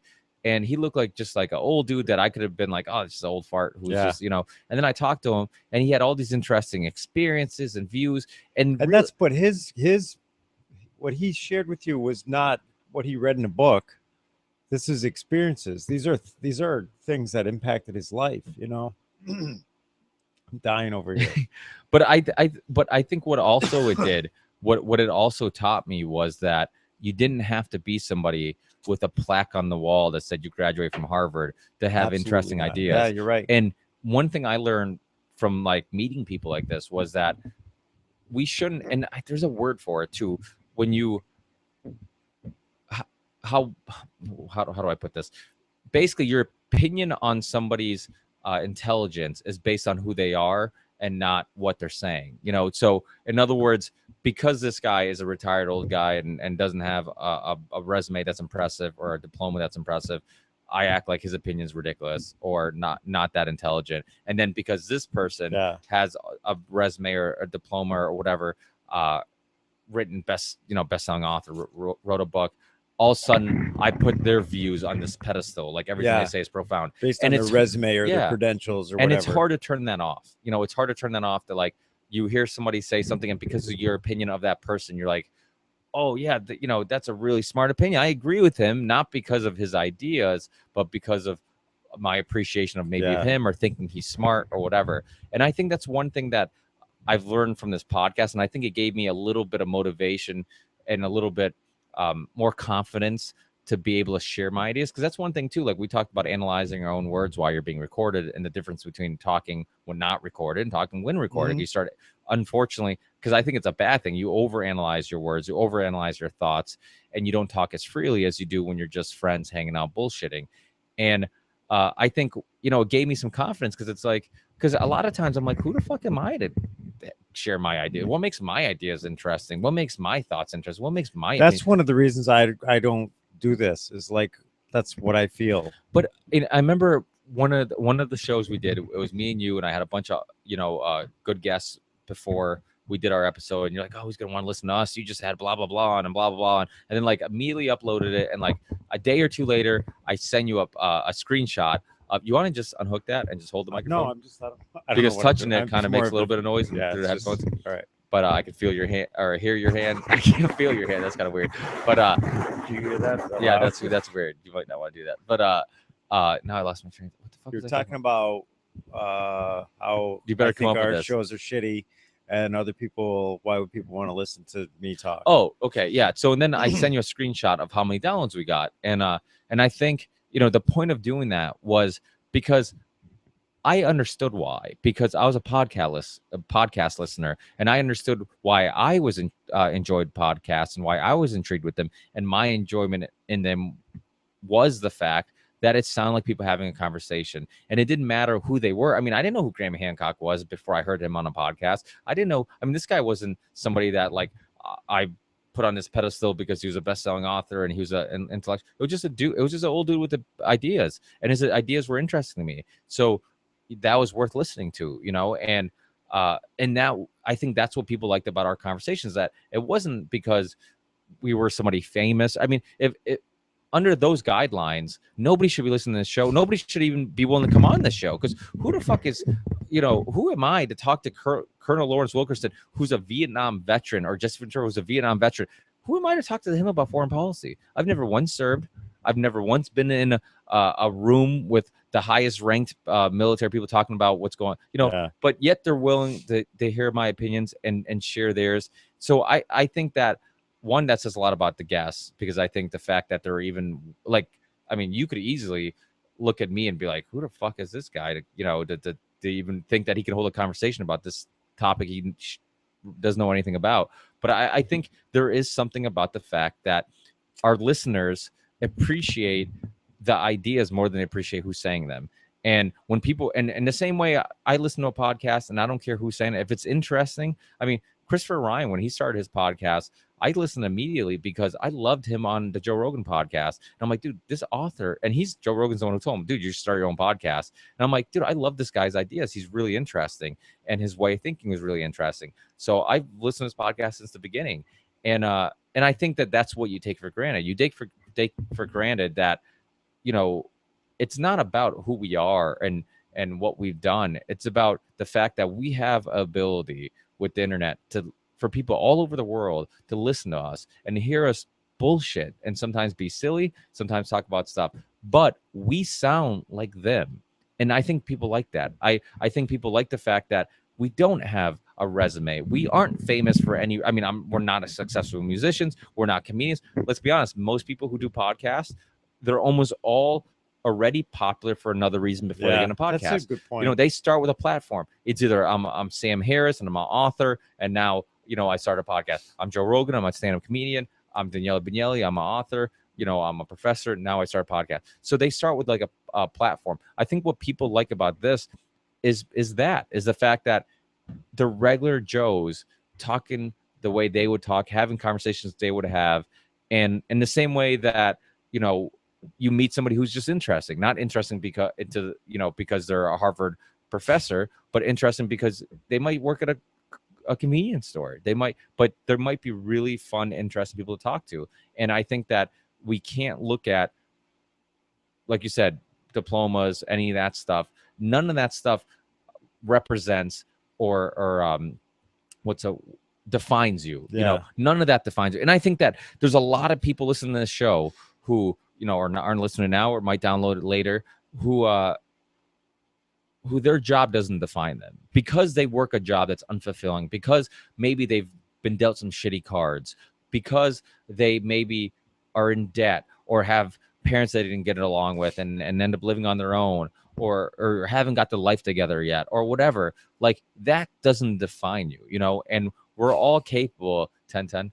Was it 1010?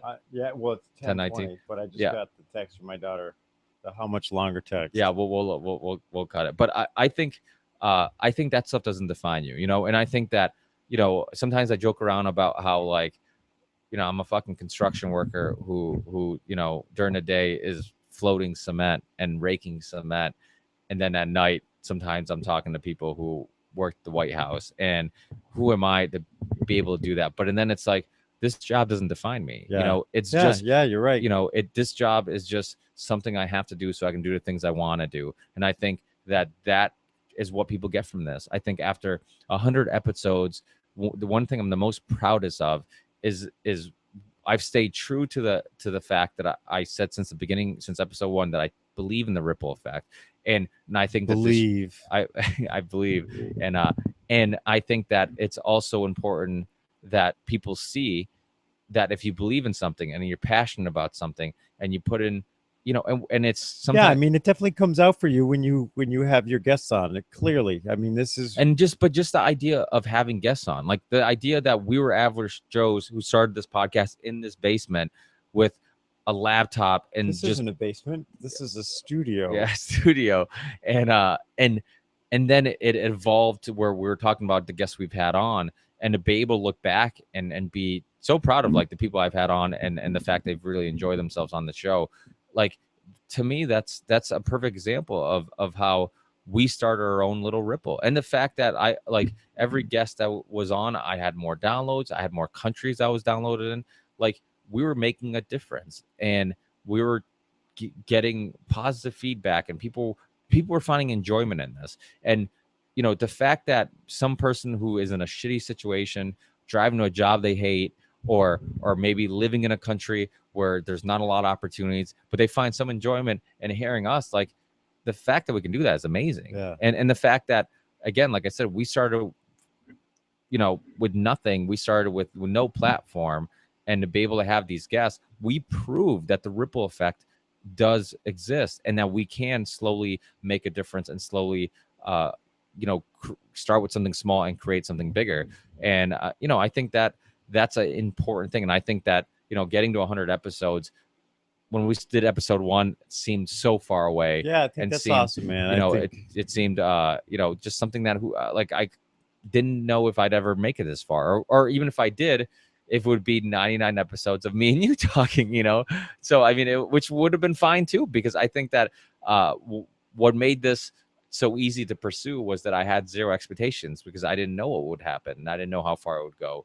And so I think the whole thing's been an awesome experience. I can't thank you enough, because honestly, without you, and I know you're laughing, and you're like, you know, you're a modest guy, you don't want to take any credit for anything, but because I didn't know if I was ever going to get any guests on or whatnot, the only way this podcast would be even a little bit possible is having somebody who you think could have these type of conversations. Like, if I didn't have a friend that I'm like, okay, we have conversations that might be worth listening and recording and archiving forever, you know, to me, I'd be screwed. My other option would be ranting for, you know, by myself, which sometimes I already do. But I think that without having a friend like you, I wouldn't be able to. And so that I'm forever thankful, because really, unless I had you, this would never happen. I definitely appreciate that. And I definitely know that I lost sight of that until I watched the 10-minute video that you just put up when you're testing this. And yeah, I appreciate all the kind things you're saying, but you definitely you only needed that in the beginning, because you definitely have just grown into an awesome thing. And I'm not just the conversation wise, like your your ability to carry a conversation has always been there, but the way you articulate things has improved. Yeah, in the 100 episodes. But I wish people could see like all this stuff you have here. Like, everything from, I mean, I remember when you first started, it was off a laptop, and now you have all of this. Like you have like an amazing technical setup here, you Well, know. doing So that's music kind of part. helped a little That's bit. part Yeah. two, and part three is you are very tenacious when it comes to trying to get guests on. Like you are emailing, texting. Like I can't believe like you're your own engine. Well, the cool thing is that I've also helped a lot of other people, and I feel like it's the least I can do. Like a lot of guests have been awesome to me, and I think other podcasters have been nice enough to come on my show. I've helped a lot of other people get Yeah. guests on, and I completely have no problem doing it. I mean, Boki Nakbar was on my show, the guy who played in the NBA. I helped him get Dan Carlin on the show. You know, got him his information. He actually either him or Daniele Vignelli wanted to, or maybe both. And then he gave me a shout out on his show. I remember having Jen Briney on my show, and we ended up bringing up Jack Abramoff. She's like, "You had Jack Abramoff on your show?" Another person who's pretty crazy. The fact I had him on. Yeah. And yeah. and I'm like, yeah, and she's like, oh my god. I'm like, yo, I'm like, you would have a great conversation with him. Let me get you his information, and I'm like, you should, see if you can get him on. I'm like, he would make a great. The Fastlane Daily guy that we met down in New Orleans. Well, he wasn't That's on gotta yet, be- but he's gonna That's be got to on. be coming up, and that was awesome to see the clip with your ripple effect. Yeah, if people didn't check that out, when we were in New Orleans, which on a future episode, me and Dave will have to talk more about, because it was just a fun city, awesome experience. Anybody who's from the South, anybody's from New Orleans who's listening, we love your city. You guys are awesome. People from there are super nice, and I have nothing but nice things to say about people from New Orleans. But yeah, so Derek D from Fastlane Daily, awesome show if you're into cars. He's actually super funny too. I think that's what makes this show so successful, is the fact that he has a great sense of humor and talks about car news and cars, but makes you laugh at the same time, and it's super silly. Me and my brother spotted him, and he's like, "Yo, is that Derek D from Fastlane Daily?" I'm like, "Yeah, dude, that's him." And then he's like, "Dude, should we go up to him?" I'm like, "Fuck yeah, we should." And then it didn't hit me until after I went up to him that Bruno's like, because my brother was like, oh, dude, he's like, I wasn't even gonna go up to him. I felt like an asshole going up to him, bothering him. And then I hit me. I'm like, I'm like, I'm not known to have that type of confidence to go up to somebody. I'm like, it's a fucking podcast, because I'm comfortable now talking to people who are somewhat famous, and I didn't even think about it. I'm like I almost felt like, oh, maybe he's right, but then I'm like, I didn't even think about it. I'm just like, I just went up to him, and so then he ended up giving us a shout out on his show. And on one of the episodes, I ended up sharing it on our Facebook page and on Twitter. That was cool. But and he showed a picture of him and my brother. I took a picture of them hugging or something like that, and he gave a shout out to the podcast, and he's going to be on hopefully very soon too. So, but it's cool to do stuff like that, and it's cool just to be like, meet other podcasters, and like super friendly. The guy offered to come on my show. He's like, oh, maybe I'll have you on my show. That's awesome, man. And it's a really cool community. It seems like people who, and I told you should be on the show, and I know, oh, I'm not a car guy, but but anyway, so it's a cool community where, like, because everybody who does it is just passionate about it. We don't feel like somebody's a threat or anything like that. We help each other out. Like I said, I help Jen Briney get Jack Abramoff, and there's been other guests. I think Robbie Martin got Colonel Lawrence Wilkerson on his show with Abby Martins, him and Media Roots. I know that was soon after I recommended having them on and forwarded some information. But all those people have done the same for me. They, first of all, just coming on my show was already good enough where I'm like, I feel like I owe them a favor. So anytime I can help, it's a cool community. Because most of us are doing this because we love it, because it's an awful investment, which sometimes makes it hard to continue, because you do have to pay, every year for bandwidth, for storage, for the reason why you can get it on iTunes, Stitcher, every single phone app out there is because, we pay for that service, so it makes it an awful investment because I'm making zero money. I've always got people who are like, oh, why don't you put advertising and sponsorships? And I'm like, because I have a full-time job. Unless I'm getting enough downloads where I could literally quit my full-time job or make it a part-time job, to me, it's not worth annoying my fans with doing advertisements and stuff like that. When we first started the show, I used to do intros while the guest was on the line, and I sucked at them. And I realized anytime I was trying to be professional, I was horrendous. That's why now I do the intros afterwards when I where think can, that's an awesome improvement. Yeah, yeah. that's an awesome We improvement. we've been through some changes. I mean, I also went through, I forget how many episodes where I'm like, oh, let me do something different at the end of every, because a lot of London Real, Cara Santa Maria, like there's a lot of shows where they do like a final question, you know, the when they leave the show. And so I tried doing that too. I did like 5 questions and then for every guest before at the end of a show.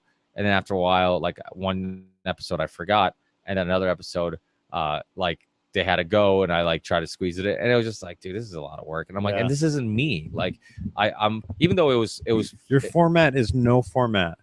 yeah, no, is anybody done? Oh, somebody saw behind the curtains now. But yeah, the format is no format. That's, wow, the ghost. But yeah, so I think that's what people like, and throughout the whole so it's not funny for people who don't know what we're talking about. This studio is haunted By a Portuguese ghost, João Gomes. who died making wine. He did. He drowned. He drowned with a smile on his face. He died happy. But so I guess to end this all off, thanks everybody for listening. From the bottom of my heart, I truly appreciate the idea. I think for Dave, it still sounds crazy. The idea that anybody would want to spend time downloading this and listening to us talk, like that. I don't even listen to it. But I think that well, you don't have to, because we're a part of these conversations when we have them. But so I think, thank you so much, everybody. I've had 99% awesome feedback. Everybody who tweets me about certain episodes they like, or they appreciate certain things. All the guests. I mean, I couldn't do this without all the guests. I feel like I'm doing a fucking Oscar speech. This is great, though. It's 100 episodes, man. It's a big milestone. Yeah, it is. And I'm proud to have been part of it. And like I said, you've done an awesome job with all this. Hopefully you're a part of some more. I'll be here for number 200. Who knows what the technology will be that'll draw me out of retirement at 200. Yeah, that's true. So it's been fun. It's been fun growing with the listeners. And so if you guys like the show, please rate the show on iTunes, all that stuff. I get much more downloads. That's one thing that's really hard. Every podcaster has an issue with having way more downloads than people actually like rating the show on iTunes or anything like that. Because I think, like me, I listen to tons of shows and I never rate on iTunes. I just download it. I don't bother. But it does help with more people finding it. Also, share the show if you like it, any certain episodes, stuff like that. Those little things go a long way. I share things sometimes that I don't think sometimes I told Gina, my wife, I'm like, we could share a picture of us and get 1,000 likes in a second. If I share the cure to cancer, it'd be ignored by everybody, you know? Yeah. And it's amazing the things that get hits. But a lot of times I'll share something and people be like, hey, I saw that video you shared. I'm like, well, why the fuck didn't you like it? Why didn't you share it? You know? Yeah. And it's one of those things where I think sometimes just doing something as simple as retweeting something or sharing something, you might expose some people to it and create some new fans, or at least just share a really interesting thought or idea or video or documentary or whatever. And I think that even if people aren't liking it or whatever, some people are seeing it, and you're still reaching people. So if people can do that too, that'd be awesome. And let's see what happens in another 100 episodes. I mean, I'm really curious to see where this thing goes. I don't know if I want to change anything, to be honest. I mean, I like the way it is. I'm kind of a creature of habit, like most of us, and you know, the way I look at it is maybe improve the studio, maybe eventually do some housework down here, put some sheetrock and make it look a little nicer, get some nicer chairs and stuff. Dude, but who cares, man? Nobody has any idea what's going on in here. Nobody knows. Yeah, and which is nice. I kind of like the basement look, you know, because my wife kind of busted my balls about, oh, you know, like you should do the tile over and then do the and I'm like, but why? I'm like, I like the fact when I'm down here, I feel like I'm in a basement, and it kind of makes me feel comfortable. Like, it doesn't look too professional, you know. It just, like, if it was too professional where it looked like an office, I'd be in anxiety because I feel like, oh, am I at work? You know, so it kind of has that like really kind of laid back feel. So thanks again, guys. Keep downloading, and I'll see you on the next one, guys. I really appreciate it. We have a bunch of guests on their way now that we got 100 out of the way, with my hardest to book guest, Dave, who is literally, you're the hardest person. I think Jesse Ventura is more likely to do another episode than you. Oh. But I see your reasons why. Well, actually, I don't. Good times. But I'm glad I showed up for 100. Thanks, guys, and we'll see you on the next one. Peace. Thanks.